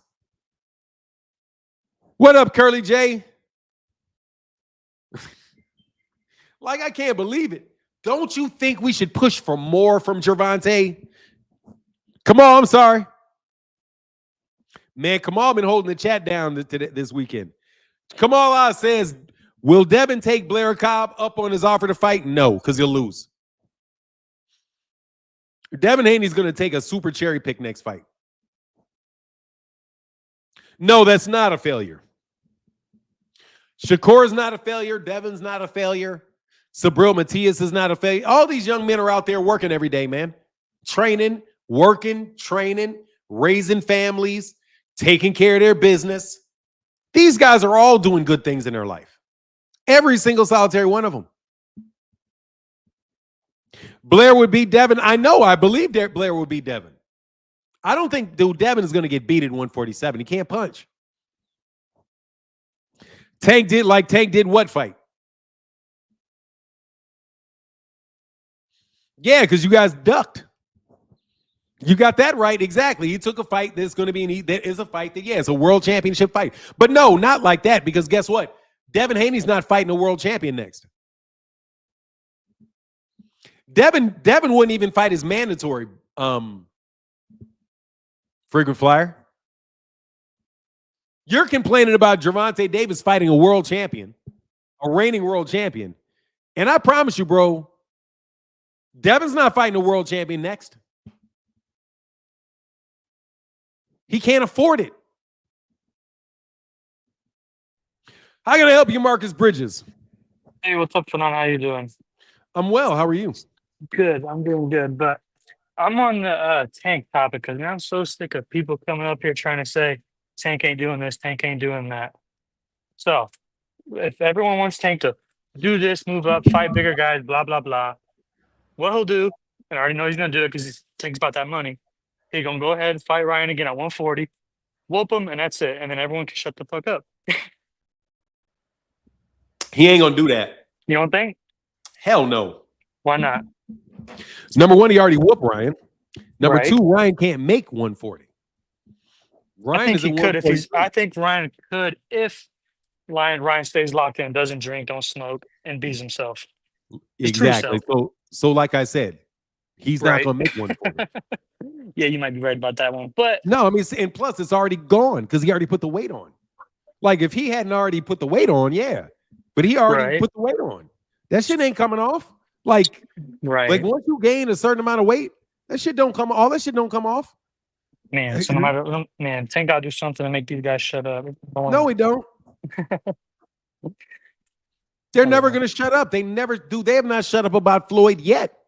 Yeah, you ain't lying about that. And they probably never will. They will never do it because they are what you call the losers. You're right. One thing they will never do. No one will ever stop talking If they about were Floyd. winners, if they were winners, they wouldn't be talking about Gervonta at all. Yep, Like exactly right. that's how that works. Like nobody's talking about Keyshawn Davis. Nobody's talking about Andy Cruz. Yep, they ain't lying. You know, they're not talking about him. So they're going to talk about Gervonta no matter what because Gervonta is Gervonta. It just kind of goes with it. But the things that they're saying, you know, like if they complained about Lamar Roach and this was not the third option or the fourth option, I wouldn't have a problem with them complaining. I might even actually join them. Right, they're acting like he wasn't trying to fight other people and shit like that. He would like to turn him down. Right. Right. People don't know what they're talking about. That's all it is. Yes, sir. All right, Fernand, you have a good day, man. Also, I'm going to continue watching the stream. Thank you, Mr. Bridges. You have a wonderful day. You too. Yes, sir. Yeah, no, he's never going to do that. I'm going to tell you who's going to fight Ryan, Devin. Because Devin ain't got no choice. Devin's playing around acting like he's got choices. You don't have choices. And I maintain that, bro. Yo, you don't have them choices. You lost Turkey. You lost Turkey. Terrence lost Turkey too.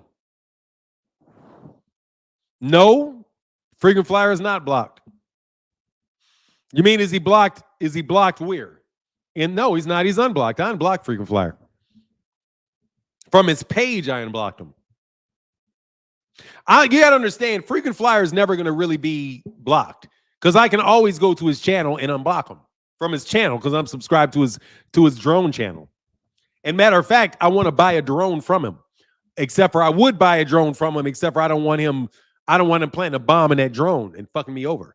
So I would I don't trust him sending me no drones. But if I did trust him, he's blocked from StreamYard. Let me see. Maybe.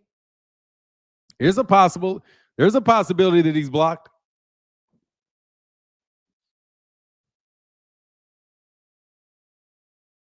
Oh, he is blocked. Yep. He did get blocked. Oh, yeah, I remember when I blocked because he kept clicking. Yeah, I meant to unblock him. Okay, he's unblocked. Who else can I unblock? Let me unblock Rollo Green. Let me unblock Rollo. Who else can I unblock? Who should I unblock from all the clowns? Now, these are all the dick pic people. The people that want to be sending me dick pics all the damn time. Crazy. Man, it's crazy as hell, bro. I swear, bro, you dudes are on some super soft generation type shit. Yeah, I think that's it.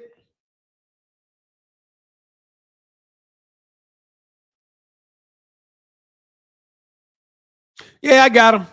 All right, you're unblocked. Tank's legacy is trash compared to Floyd. Dude, your legacy is trash compared to me.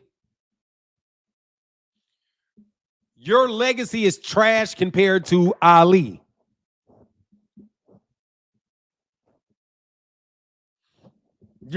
This dude's resume is trash compared to Floyd's. No, it is not trash compared to Floyd's. Not at all. That's one of the stupidest arguments I've heard. Absolutely ridiculous that it's trash compared to Floyd's.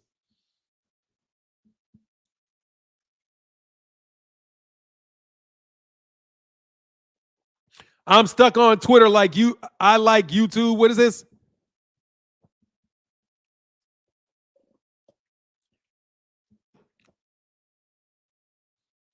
I sent the link a couple times. What are you talking about? You sent the link to what? Oh, on.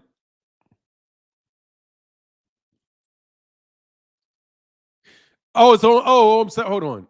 It's on Twitter. Come on, freaking flyer. I just put the link on there.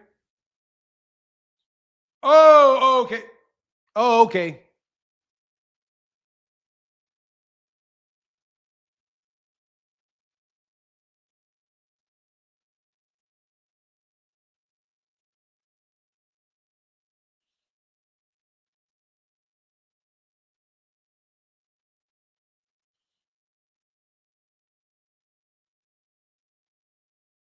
Man, it's kind of tough for me to.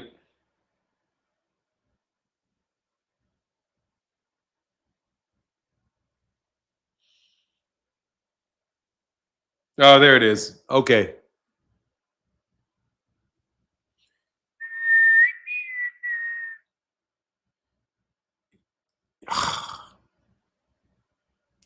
Yeah, I don't see it.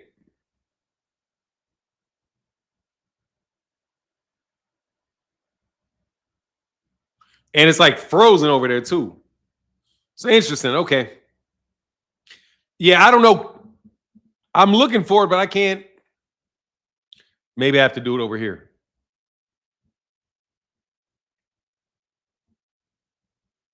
Kamal Oz, what up, man? But man. Hey, just to expand on my question, Blair Cobb issued Devin Haney a challenge. He said, fight me at 147. It'd be a good fight. Billl responded. I know you never did a video on it, but he said, you're broke as fuck. That was his lame-ass response. So is there any chance that Devin the Duck Haney goes to 147? Because we sure know as hell he can't make 140. His second fight, he was weighing in naked at 140 because he's such a weight bully. We knew he didn't take the Paro fight. We knew he wouldn't take it because he didn't want to do that IBF rehydration clause. So is there any chance Billl and Devin finally put their money where their mouth is after running away from Sandor Martin, Alberto Puello, and Gary Antoine Russell, and take Blair Cobbs up on his offer for a fight at 147? What are your thoughts, Fanon? Hell no. No and hell no. I don't think he's going to do that. So you're telling me they're all talk? They're not going to finally put their money where their mouth is and take on a real challenge? No, I don't. First of all, man, all they need to do is fight Ryan. Just fight Ryan. That's it. Billl can say whatever Billl want to say. The lawsuit is going to fail. I mean, I'd be so shocked that if it does not. Okay? I would be so shocked if it didn't fail. So let's just stop the faking, bro. The only big name fight Devin has is Ryan. That's it. Get your get back. Stop acting like you ain't going to get your get back. And either get your ass whooped again or get your get back. That's the only thing there is for Devin. That's it. They're talking like they don't want it. I don't know what they're going to do, man, because they're talking and acting like they don't want it. And that's their only fight. No one's, I mean, without a belt, the guy's irrelevant. I mean, he doesn't sell. He's boring. And so, I mean, he's talking like he doesn't want that fight because he knows that Ryan, the Austrian, didn't really make a difference, and Ryan has his number, and he's just going to look like a fool out there. But Blair Cobb's wanting it. You're running away from the smoke. Give Blair his fight, and let's see a good fight for Fanon at 147. And with that, I'm out. Thanks. Please give him the fight. All right, you're done. I got you, brother. I got you. You're unblocked. You can come over to YouTube. Throw a super chat in there, though. That's a lot of work. Appreciate you coming on through, man. Come on over to the right side, dog. Come on over to the right side, Fresh Prince. I got you. And then let me know it's you so I can rinse you up so you don't get tossed. And as long as, oops. Actually, let me hold up on that a little bit. Because you may be King trying to sucker me. I don't think so, because King would just make a whole new thing. Ninja don't want to test through VADA. Fuck VADA. No, I'm not testing through VADA. Hell no. VADA's dead, bro. VADA's dead. VADA's dead. There's no reason for a boxer to use VADA testing. None. I would not take VADA test, man. Hell no. Nope, sorry. You're too suspect. You guys acted too suspect. See, if VADA would have acted professional, then I would be like, oh, it's just a professional organization. No worries. But no, Victor Conte went out there like he was just like, like the warrior for Devin. So he's going to say, no, we're not fucking with VADA. You can get the same testing protocol, give everything identical with what VADA tests for. And matter of fact, we're going to get the same testing agency that VADA gets to do the test. Okay? But the problem is that we don't want Victor Conte knowing the scheduling of your tests. See, let me tell you the reason why my opinion would say no VADA. Because Victor Conte has the possibility of being able to know when the tests are going to take place for his fighter. And you. Which means that if somebody, not Victor Conte, just say somebody like me wanted to be a slickster, I could not only know when you're going to get tested, which means I know when to wipe a little Austrian juice on your arm so it'll pop in your system, put something on your seat, or put something in your sleeve, whatever it takes. Like Victor Conte said, shooting, break into their stuff and put it in their toothpaste. See, that's Victor Conte's words, not mine. So since I know that that's possible and Victor Conte knows that it's possible, no, sir, that means the timing of the test is big. And if you have access to the people that know the timing, which is VADA, and VADA's not even doing the testing, I'm not letting you know when I'm testing, Devin. I'm not letting you know when I'm testing, and I'm not working with anybody who will tell you when you're getting tested. No VADA. You blew it when Victor Conti started letting out confidential VADA information into the public like he got it in his email.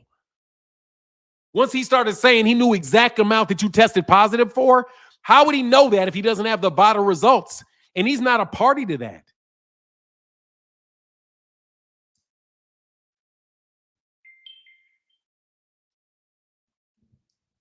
Why? Hey, man, thank you so much. With a $5 holler today, brother. Ralph Chestnut in the building. Channel support, been busy at the barbershop, man. Thank you, Mr. Chestnut. Thank you, brother. You like Nevada? I'm just telling you. I'm not doing that shit. And you can't speak anymore, bro. You're unblocked. You're unblocked on the link, frequent flyer. I'm not spamming excuses. I'm just telling you flat out I'm not doing it. Nah, he's not. No, he's hidden from the conversation because I don't want to hear that shit. I don't want to hear it. And I mean that wholeheartedly, bro. I'm not trying to hear that shit. Like, I mean it with all my heart. I'm not trying to hear that shit. I'm not trying to hear about VADA, bro. VADA sounds to me, VADA sounds like corruption to me. VADA sounds like corruption in boxing to me.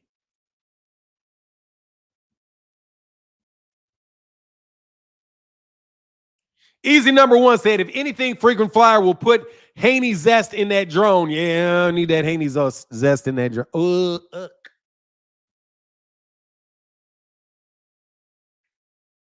Oh, easy number one. Why in the world did you make me draw that picture in my mind, bro, of exactly how frequent flyer would get Haney zest into a drone?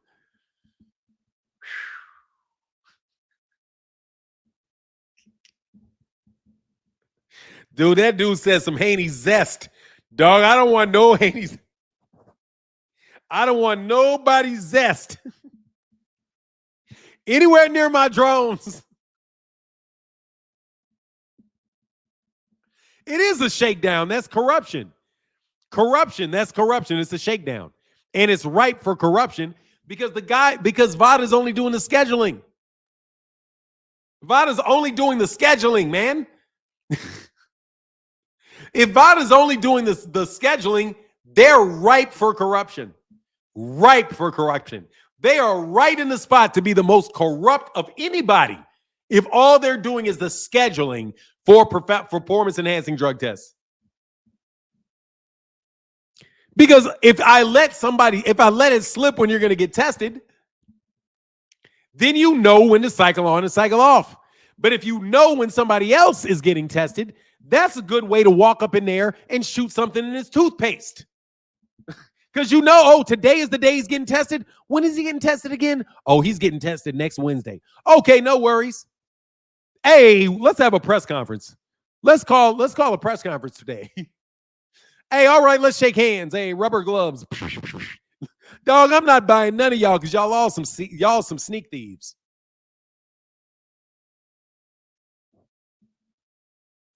Oh, I get the deflection from Devin fan is to avoid the boots fight conversation. Yeah, dog, I'm not trying to hear that, bro. I'm just telling you, I'm not fucking with VADA. There's no reason to, because WADA does the tests.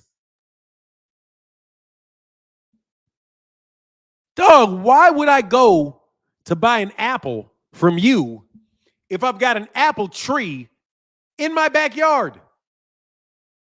I'll just pay WADA. I don't have to pay you to go pay WADA. I'll just pay WADA. I'll pay WADA. I won't even do USADA. I'm just going to do flat WADA. Hey, man, Mauricio, give me the list. And these are the people we're going to use, and they're going to report all this shit to you. What difference does it make who I use as long as you know it's valid? It's WADA accredited labs. Matter of fact, that's even better, just to go straight to the lab. To go straight to the lab. And guess what? If you send everybody straight to the lab, you know what you're going to get? You're going to get a discount. You're going to get a discount. If you say we're going to send all our tests into WADA to these two facilities, and all of our stuff is going to go to you, we get a discount. Instead of VADA, which is trying to jack the price up times 2 and do the scheduling, no thank you. That's called corruption. You know why it's corruption? Because that's an extra layer of cost and an extra layer of process that can be taken advantage of. So you purposely put extra gaps in the system and extra cost into the system through VADA. That's why I'm saying the V in VADA stands for fuck you. I'm not giving you my money. There's no reason to do it.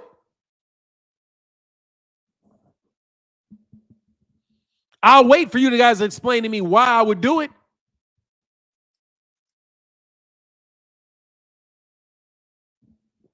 I'm interested in exactly why should I do VADA testing? Here's a debate. Why should I use VADA testing and not just go straight to VADA? Not go straight to WADA accredited labs? Why wouldn't I go straight to WADA, have WADA, and I'm telling you, literally, go to WADA, have them draw the shit from my arm, test it, and send it right to you? Why would I pay VADA, so that VADA can call WADA, and then WADA can call them, and then they can call you, and then they can call me?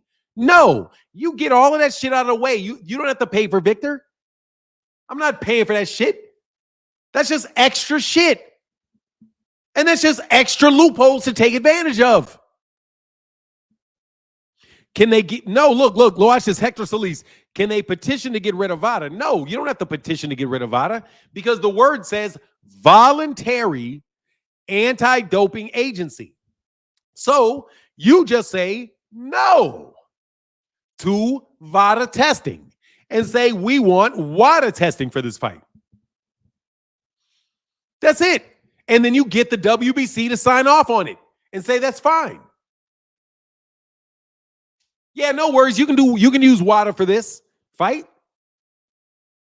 You don't have to petition to get rid of VADA. All you got to do is not hire them and say, hey, I want to hire WADA. I want to hire WADA myself. I want to hire WADA myself.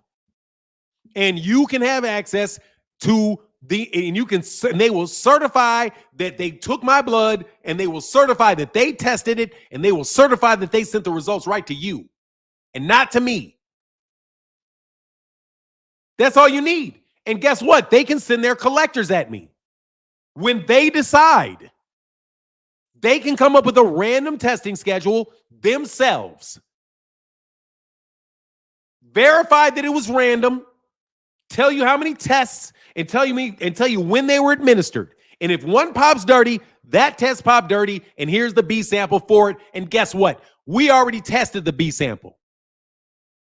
Because we're going to have free testing for the B sample and the A sample at the same time. I don't know. You know what I mean? At the end of the day, though, why would you pay the extra money?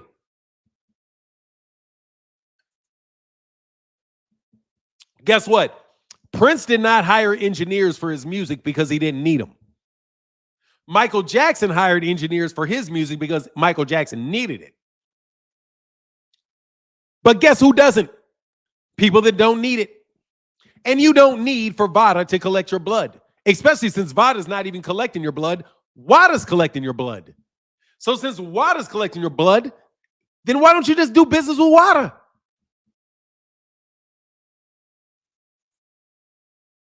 It is not mandatory contractually with the promoters. No, it is not. Because there's nothing telling you that you have to fight for the WBC.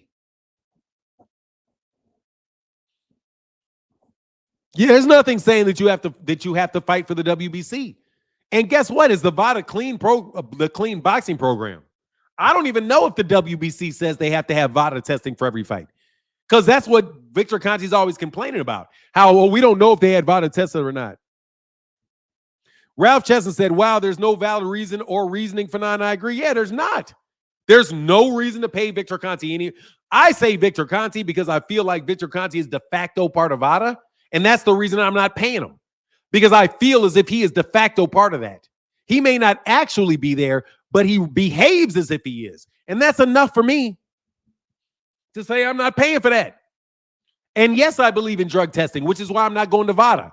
Because if you schedule it, then Victor can know for his fighter when they're cycling on and when they're cycling off. And that's what Billl Haney said he hired him to do. To know how fighters cycle on and cycle off. So he hired a guy with inside connections to the person that's going to test him? No, I'm not doing that. Why would you do it?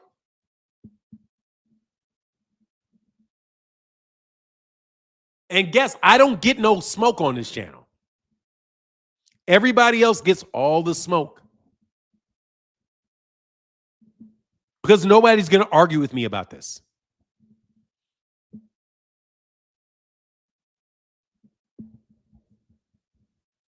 I want to see Devin in Boots for 2025. I don't. Boots will kill him. I want to see Devin fight Ryan. And I want y'all all to shut up. And I definitely want Gervonta Davis to fight whoever. Okay? If he fights somebody else, and I'm telling you I'm going to do it again. If Gervonta Davis beats Lamar Roach, gets into the May time frame or the April time frame, and he tries to fight Lomachenko, and Lomachenko says no, and he tries to fight Shakur, and Shakur's isn't willing to do it, and he can't get a fight with Baranchyk, and those 140-pound champions are fighting, guess what? He gets to have another fight against somebody you don't like it, that you ain't gonna like. Why are you hating on the black man? Why would it be best? And Billl did say, yeah, of course Billl said that. But see, that's the thing. You're never going to catch Devin if he's VADA tested. Ryan could say, hey, man, look, I'm sorry, man. I don't think I'm going to catch Ryan. I do not believe that VADA will ever catch Devin. Because Devin has Victor Conti. And I think that, and I suspect that Victor Conti's getting the timing of the tests. That's why they're able to do everything they're able to do. So no, I'm not willing to do that. I don't trust VADA when it comes to Devin. That's what I would say with Ryan. And that's a valid argument. I'm telling you, it's a valid argument. Very valid argument. You think just because somebody labels something the best 1,000 times doesn't mean it's actually the best. Like, I can't believe this dude said that somebody was more influential than me. The dude is dumb as a fucking sack of rocks, coach. He's dumb as a box of rocks. How? Like, I'm sorry, man. That shit doesn't register for me. How can somebody dumb as a box of fucking rocks? And I mean it. I need to know if that dude is on a little yellow bus. And I mean it. I need to know that shit before because then I just need to, I know just to, be like, okay, I get it. He's special. For now, VADA should have known it would hit the fan when Victor was involved. There would be no VADA without Victor. How would they know that, Love Down Gaither? There is no VADA without Victor Conti. That's the point. There is no VADA without Victor. That's the problem. That's his idea. No. And it sounds like a great idea. And when you don't research it and you don't listen to what he actually said, then you're like, oh, okay, yeah, VADA. What's VADA? Oh, VADA is this new way that we're going to go about making sure that we have good drug testing. So then people conflate all drug testing with VADA. Like, oh, you're not really getting drug tested unless you're with VADA. And tell me, for real, listen to this. I thought listening to all these people and the way they talk about VADA, I thought literally that I got the sense that you're not really doing the real testing unless you're with VADA. Okay? You with those undetected UAs, man, please. That's just the timing, bro. I don't believe that these dudes are smart enough to create shit that chemists can't find. I do not believe that shit. I believe they know the timing. I don't care what you say. I'm looking at a magician. If somebody pulls a rabbit out of their fucking hat, you cannot convince me that that rabbit came from that hat. I'm just trying to figure out how you got it out from underneath your coat to put it in the hat. That's the only thing I'm trying to figure out. When a magician saws somebody in half, I'm not wondering whether or not the person really got sawed in half or not. I'm just wondering how they fooled me to me thinking that it happened. But you all believe the magic tricks. You believe the magic tricks. But once Victor Conte said that VADA does not do the testing, only WADA tests it, I was done with VADA. He didn't intend to make me done with VADA when he said it, but when he said it, I was done with VADA. Because I was like, what did you say? Victor, did you say that you don't actually that VADA doesn't do the collecting? That's why you couldn't have tampered with it? Yes. See, you don't understand. VADA doesn't actually do the testing. We don't do the collection. We don't do the testing. They don't do the testing. They don't do the collection. So we don't have any way that we could have done that. Well, guess what then?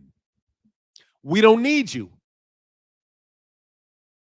If you don't do the testing and you don't do the collecting, why do they need you?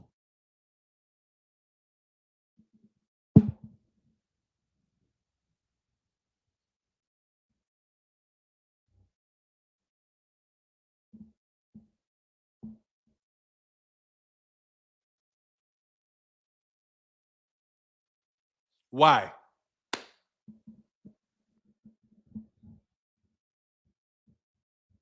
I need for you boxers to understand this. I'm asking you a serious question, and I need for somebody to explain it to me. If Victor Conte said that VADA does not collect samples they don't collect samples and they don't test samples, that the collection and the testing are both WADA. What do they do then? Why do we need you? It seems to me that I could fire you and save whatever amount of money that I pay you. Right? Oh, you got a contract with the WBC. So you can do the scheduling of it. I don't want you involved with the scheduling of it.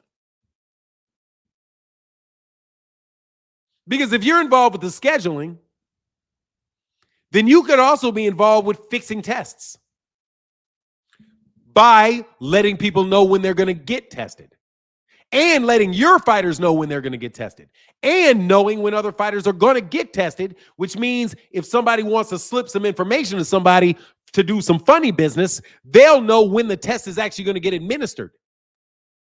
So if they want to play something funny, like put some little hand cream on that has some prohibited substance in it and just walk up and grab the fighter by the hand and say, hey, man, what's up? And just slap him on the neck. Hey, man, how you doing? By the time they do this, that shit's in their system. If you do this and you got that on your hand, that shit is in your system. And guess what? They knew when you were going to get tested a day after. They knew. They didn't know. They knew not to do it a week before because it had been out of the system by then. They know to do the timing, so they know to do it. You got to do it today, so it'll still be in the system. Nah, bro. You guys are not. There's too many cheaters. There's too much money on this for you guys to be believing felons that they will not be felonious in the future.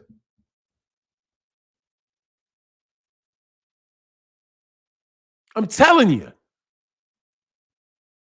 You can't allow people to know the timing of tests. Because the timing of the test isn't just important if you want to know how to cycle on and cycle off. Let me repeat. If somebody wanted to screw someone and they knew when the test was going to be, they would know when to screw them.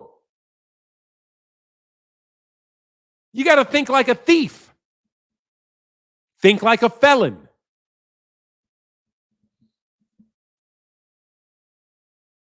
I would never touch VADA. Never. Ruben Langford said, knowledge and knowing shit all around. The board is powerful. Thank you, Fanon. Hey, thank you, Martin. Yeah, my pleasure, man.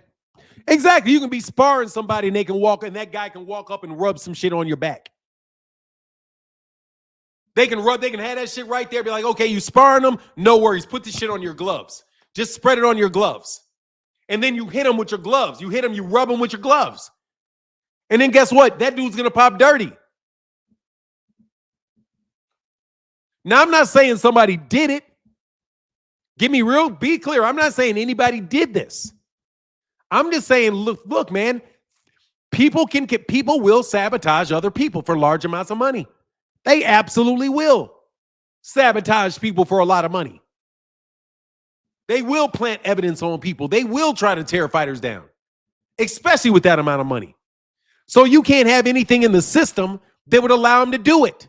You cannot have Victor Conte having access to anybody's schedules. And you can't have him having access to an organization that has the schedules if the schedule is the only reason that the organization exists at all. What are you guys doing? But that's okay. You guys believe in net profit. Don't worry about it. You guys believe in net profit. Galactica said, wipe it in the towel, gym bag handle, doorknobs, any place. You can do it any place as long as you know when they're going to get tested and know how long that shit's going to be in their system. Because guess what? Something going through your skin may not be there all that long. It may only be in there for a couple days. But you know, Victor Conte would know because Victor Conte is an expert on cycling on and cycling off and how long this is going to stay in your system. And so Ostarine only stays in your system like that long. So mighty funny that it was in his system and never in his system before until the day of the fight. That's why Tim Bradley's guys are saying, nah, that's funny business, bro. That's Ostarine. If he was taking Ostarine, that shit should have showed up in other tests before this. Because a lot of it has to be in your system for it to do any good. Right? That's what the scientists are saying. But y'all, we don't want to hear it. Strict liability. Hector Salas, have a attendant go to your hotel room and they place it in your toothpaste?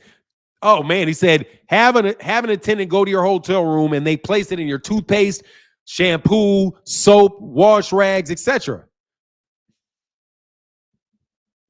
That's why you can't have anybody have access to the timing. That's why VADA, you got to get rid of VADA. And you got to give WADA and only WADA the timing of that shit. Be like, hey, you guys have to determine the timing of this. And they have to make themselves available to you all the time. Because no way in the world that shit is so easy to violate. You're literally allowing the thief to create the keys to the lock. You're literally saying, hey, thief, can you make a lock to protect us from you? Oh, no worries. I'll make the lock. And I'm going to make that lock have all kind of ways to get in it.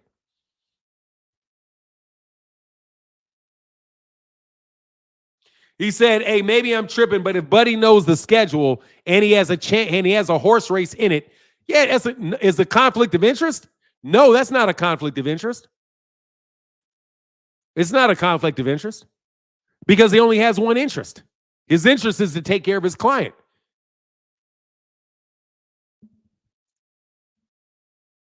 That's not a conflict of interest. The conflict of interest comes from VADA, who has a responsibility to the fighters that are tested and to boxing, and maybe have some loyalty to Victor Conte. So VADA has the conflict of interest. They can't associate with Victor Conte, their own founder. because that's a conflict of interest for them to represent fighters and somebody that is a trainer for fighters. Victor Conte himself is saying, I don't have anything to do with VADA. So he's not in a conflict of interest. He's just helping Devin. Right? That's why you create VADA. So that you can have that go-between. And all of the accountability relies with VADA and not with him. Yeah, exactly. The conflict comes from the fact that Victor created it, which means you created it and you clearly are getting information from him because you keep publicizing the information. And he keeps selling VADA and trying to get people to VADA sign up for like $200,000 a year contracts for VADA. They're trying to get Victor. They were literally trying to get Ryan Garcia to sign up for a $250,000 deal for VADA.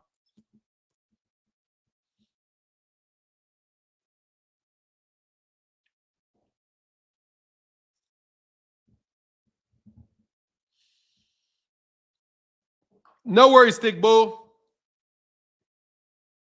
If somebody really fucks you over, it would be present in everything if they don't have the schedule.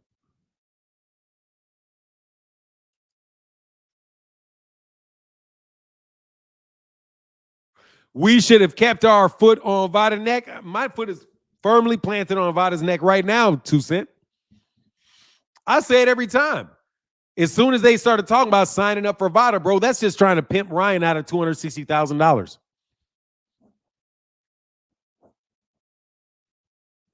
Victor punked Eddie into using VADA. Look, I'm just saying that VADA, if Victor Conte's fighters are involved, I would not use VADA. No way. And honestly, I wouldn't use VADA at all. Because I don't like the fact that testing, that the only thing they do is schedule.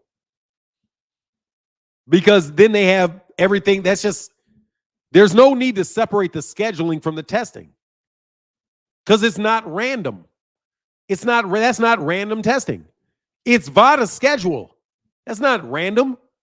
Random would be if VADA just gave everything over to WADA and just said, okay, administer at WADA and just let us know when you tested. That's random. Because WADA has no say over the schedule. But if the only thing that VADA's doing is scheduling it, it's not random at all. It is absolutely positively scheduled. Because it's on a schedule. How can something on a schedule be random? And if there is no internal schedule and all you're doing is just calling WADA and saying, hey, go test them today. That's even worse because now Victor can literally say, hey, go test them today. Or don't test them for a couple weeks. Or, hey, don't call us for a week. Call us in 2 weeks. Okay, no worries. I'll call you in 2 weeks. Come on. If there's no schedule, that's even worse. You just don't need to separate the two, bro. There's too many ways to get over on it. Did I ever tell y'all that I wanted to be an assassin when I was a kid? Because I was like, man, there's so many ways that you can plan to kill somebody. Like, I'm serious, man. I was dead serious. When I was a kid, I was like, ooh, I would be a great assassin. Because if somebody told me to kill that dude, I would just sit right there and wait for him to come by. And how would I get away with it? Ooh, I could get away with it that way. Right? You go through all those processes. It's not that hard to kill somebody, and it's not that hard to get away with it. If you think about it and if you plan it correctly. A lot of them go unsolved. I think Victor Conte created the perfect scenario to steal whatever he wanted. Anytime he wanted. B-Fit said me too. I'm telling you, I used to think that. I used to like, man, it's so easy to off people. Yeah, easy to use their vices. Nah, not use their vices. I mean, like, literally, bro, it's not that difficult. It's not that difficult. It's not rocket science, bro, to put a piece of lead through somebody. Hey, Martin, did you ever find out how much Haney got paid for the fight and how come Garcia saying anything, not saying anything about his pay? Look, I already know how much he got paid, bro. He said he got a 2.6, he got $2.6 million advance. I don't even know what that means.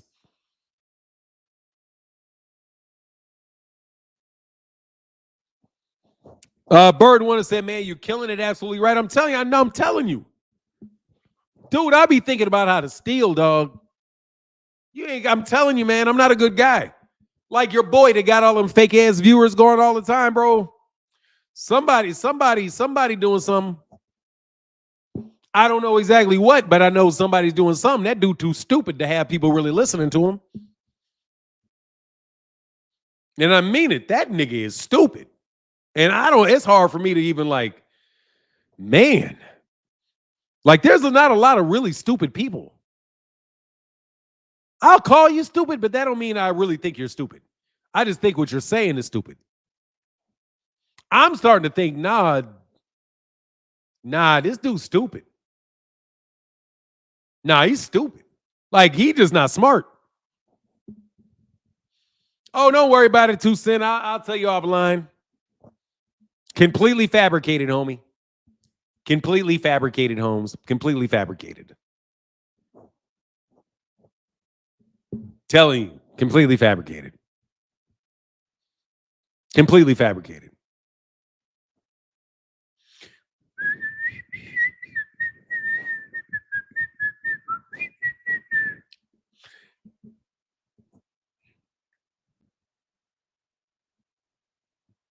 I'm telling you, man. I'm not saying shit. I'm not saying shit. I'm just telling you. Ain't no way. Ain't no way. Fanon, I agree. I was 8 years old, stealing thousands of dollars of, what is it? Yoguchi charge. We even had people as lookouts, mapping the cameras, etc. Oh, yeah, dog. Thieving.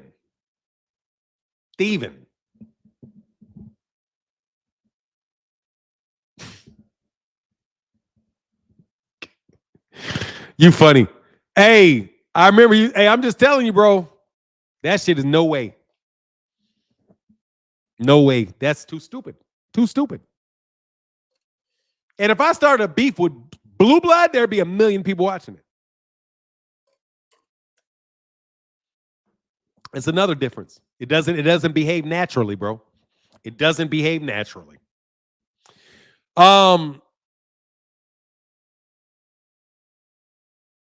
We on the way up. Proud of you, Queen. Yeah, for sure.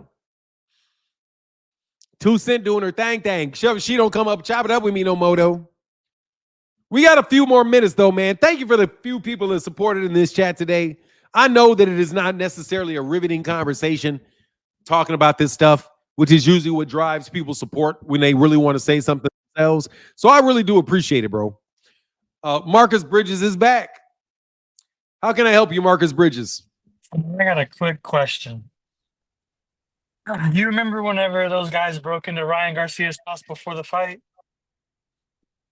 Hold on.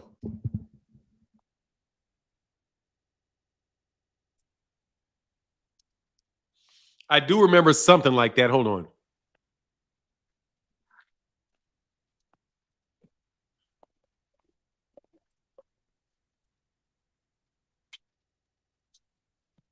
Go ahead. Keep telling me about it while I look it up. Oh, so anyway, what I was gonna ask was, what exactly did they steal when they broke into that house before that fight? Can you kind of see where I'm heading with this?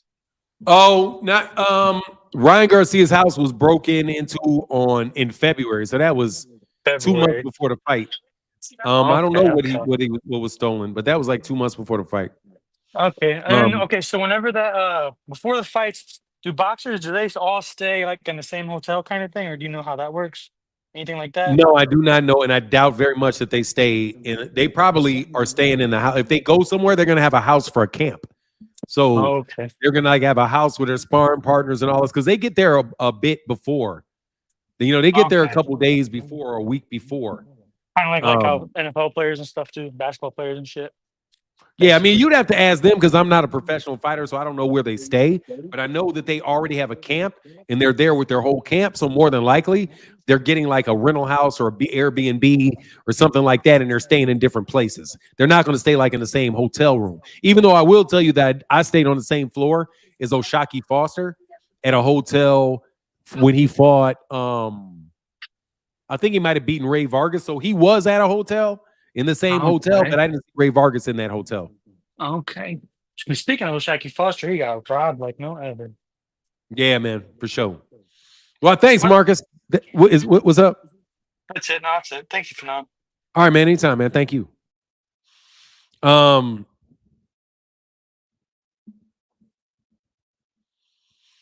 So Frequent Flyer, you said to unblock you and you never clicked the link. Frequent, I thought you said, see, that's why I blocked you, bro, because you ain't trying to talk. You already know you can't get it through. Nah, but dumb, yeah, dumb. Like dumb, dude. Like seriously, I talked to my wife about it. I was so amazed. Like,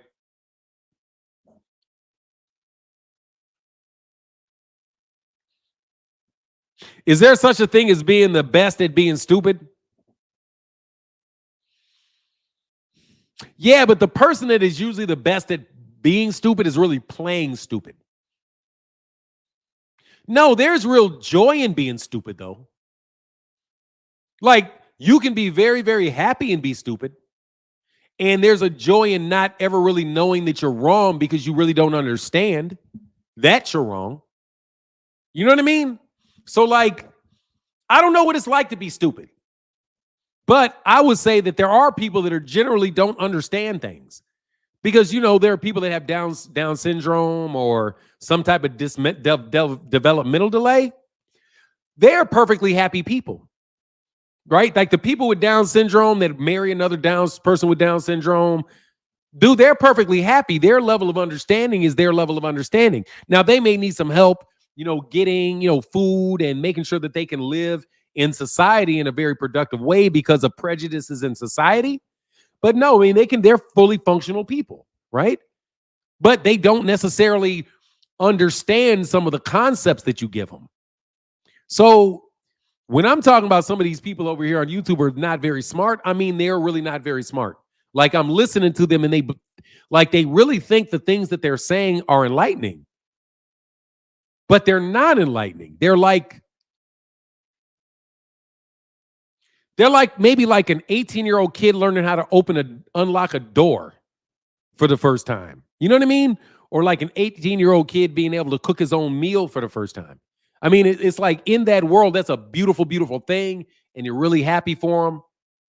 But there really is like, you know, they don't really understand. Just like some of the love that they can have for people and just the openness and heart that they have towards people. Somebody that may have a higher intellect or a more, you know, whose brain operates differently, should I say, they may not have that sensitivity, that's you know, that innocence that somebody that has Down syndrome may have, you know? Because one of the things about people that have Down syndrome or they're innocent, they don't, a lot of the prejudices that other people have, they don't have.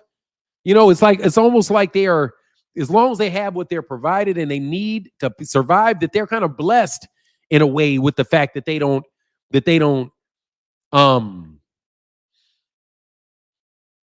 have some of the things that our intellect would cause us to do, like Puffy.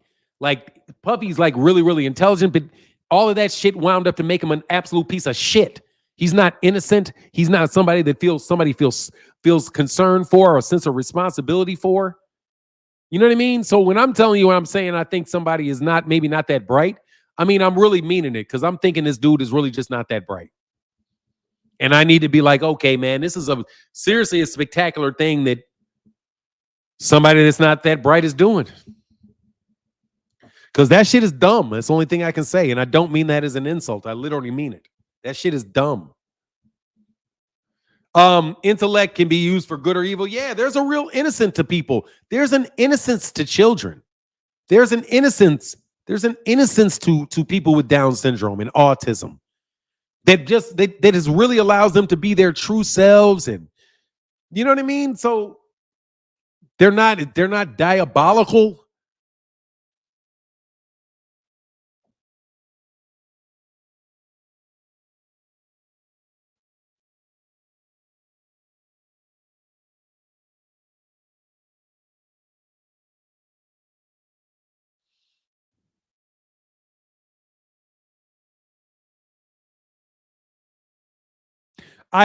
Greedy Lewis, I have no idea what you're talking about. Nor do I give a fuck.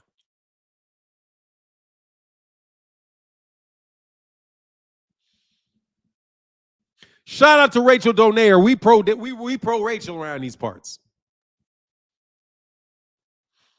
Let me tell you something. If what you're saying is she said that case is garbage, Devin is going to lose that case. That case is garbage.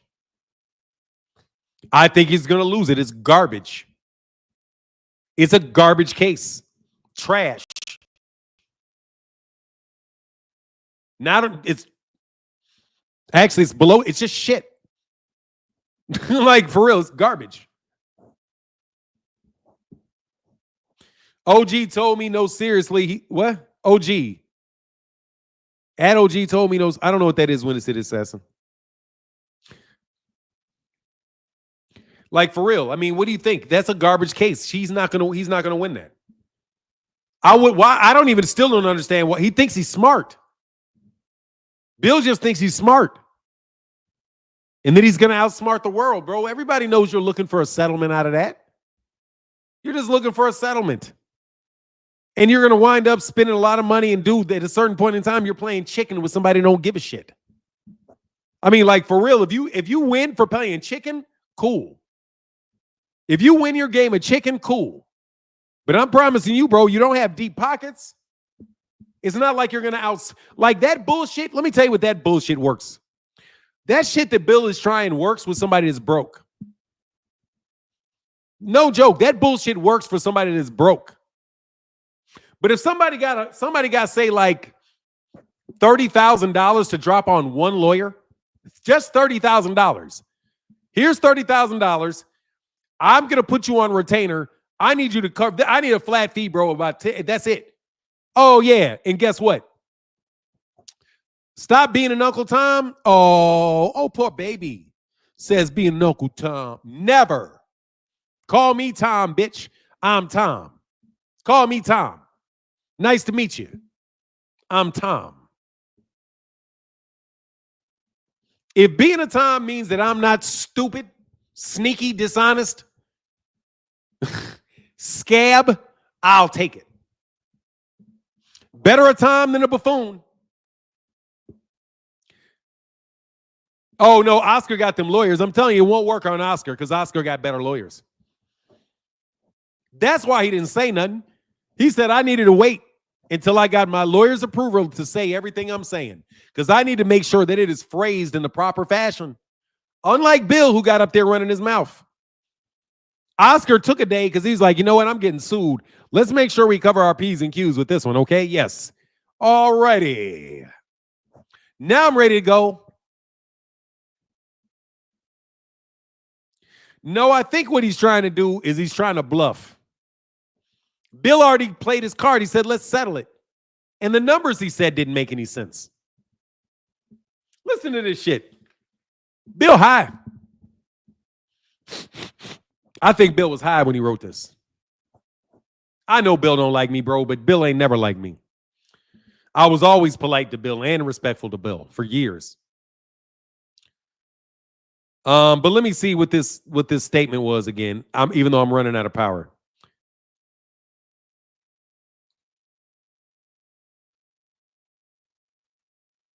This man said some numbers that made no sense at all.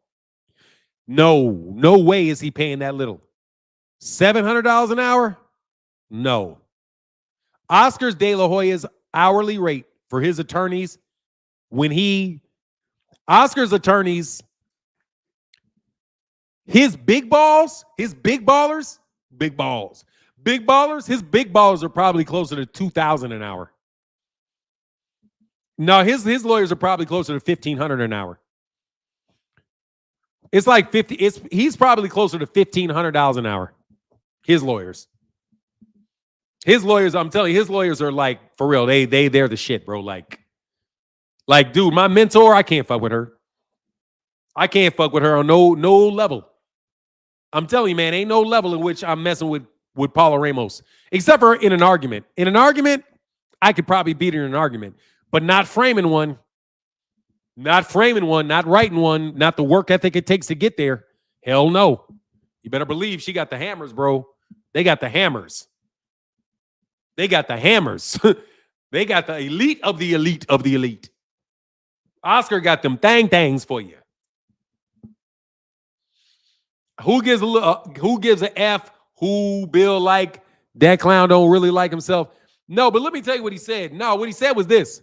His numbers didn't make no damn sense.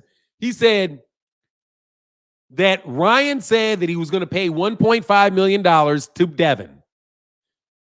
Only thing we got was $600,000. And you got $1 million returned from the New York State. Where's our $1.9 million? I'm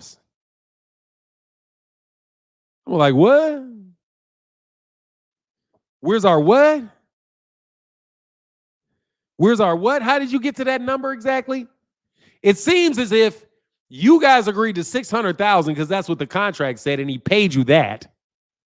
You also got paid off net profit, which means you don't get any of that million that was refunded. So what you're talking about?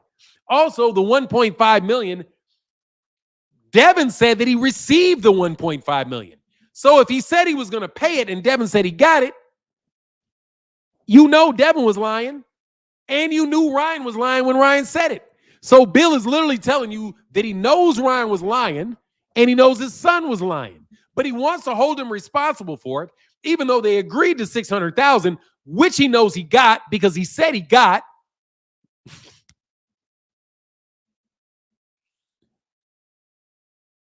No, they understand the meaning of Uncle Tom. They understand Uncle Tom. They know what it is. I'm just telling you, you can call me a Tom. I'd rather be a Tom than a buffoon. Like, seriously, I'm not a Tom. Never have been one. I do not believe in the status quo. Have never been a supporter of the status quo. That's a Tom. Somebody that, you know, can see the differences and can see the issues with the system, but they're going to work to support it. Okay? By behaving in a fashion that people would consider to be professional and engaging with the majority of the community, the people that consider themselves to be a majority anyway. Right? Okay. He basically is bought into the system. I would rather be somebody that bought into a system that I live in than a fucking buffoon that believes it and perpetuates every bad part of it by repeating upon other people the same misfortunes that were visited upon themselves. So I would much rather be what you're calling me than what I'm calling you, because what I'm calling you is a buffoon who doesn't know how harmful they are to other people.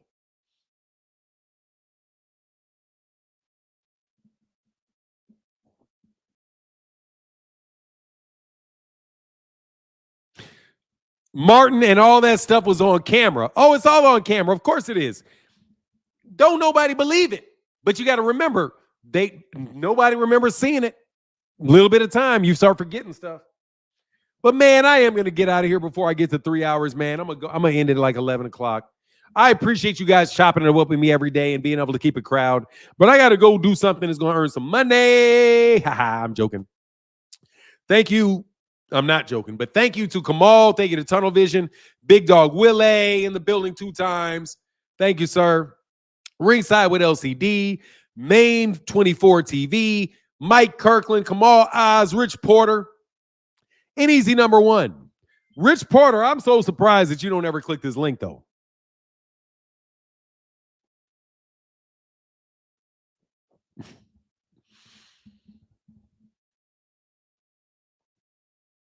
Anyway, well, with that, I'm out. Deuces. Thank y'all for y'all support.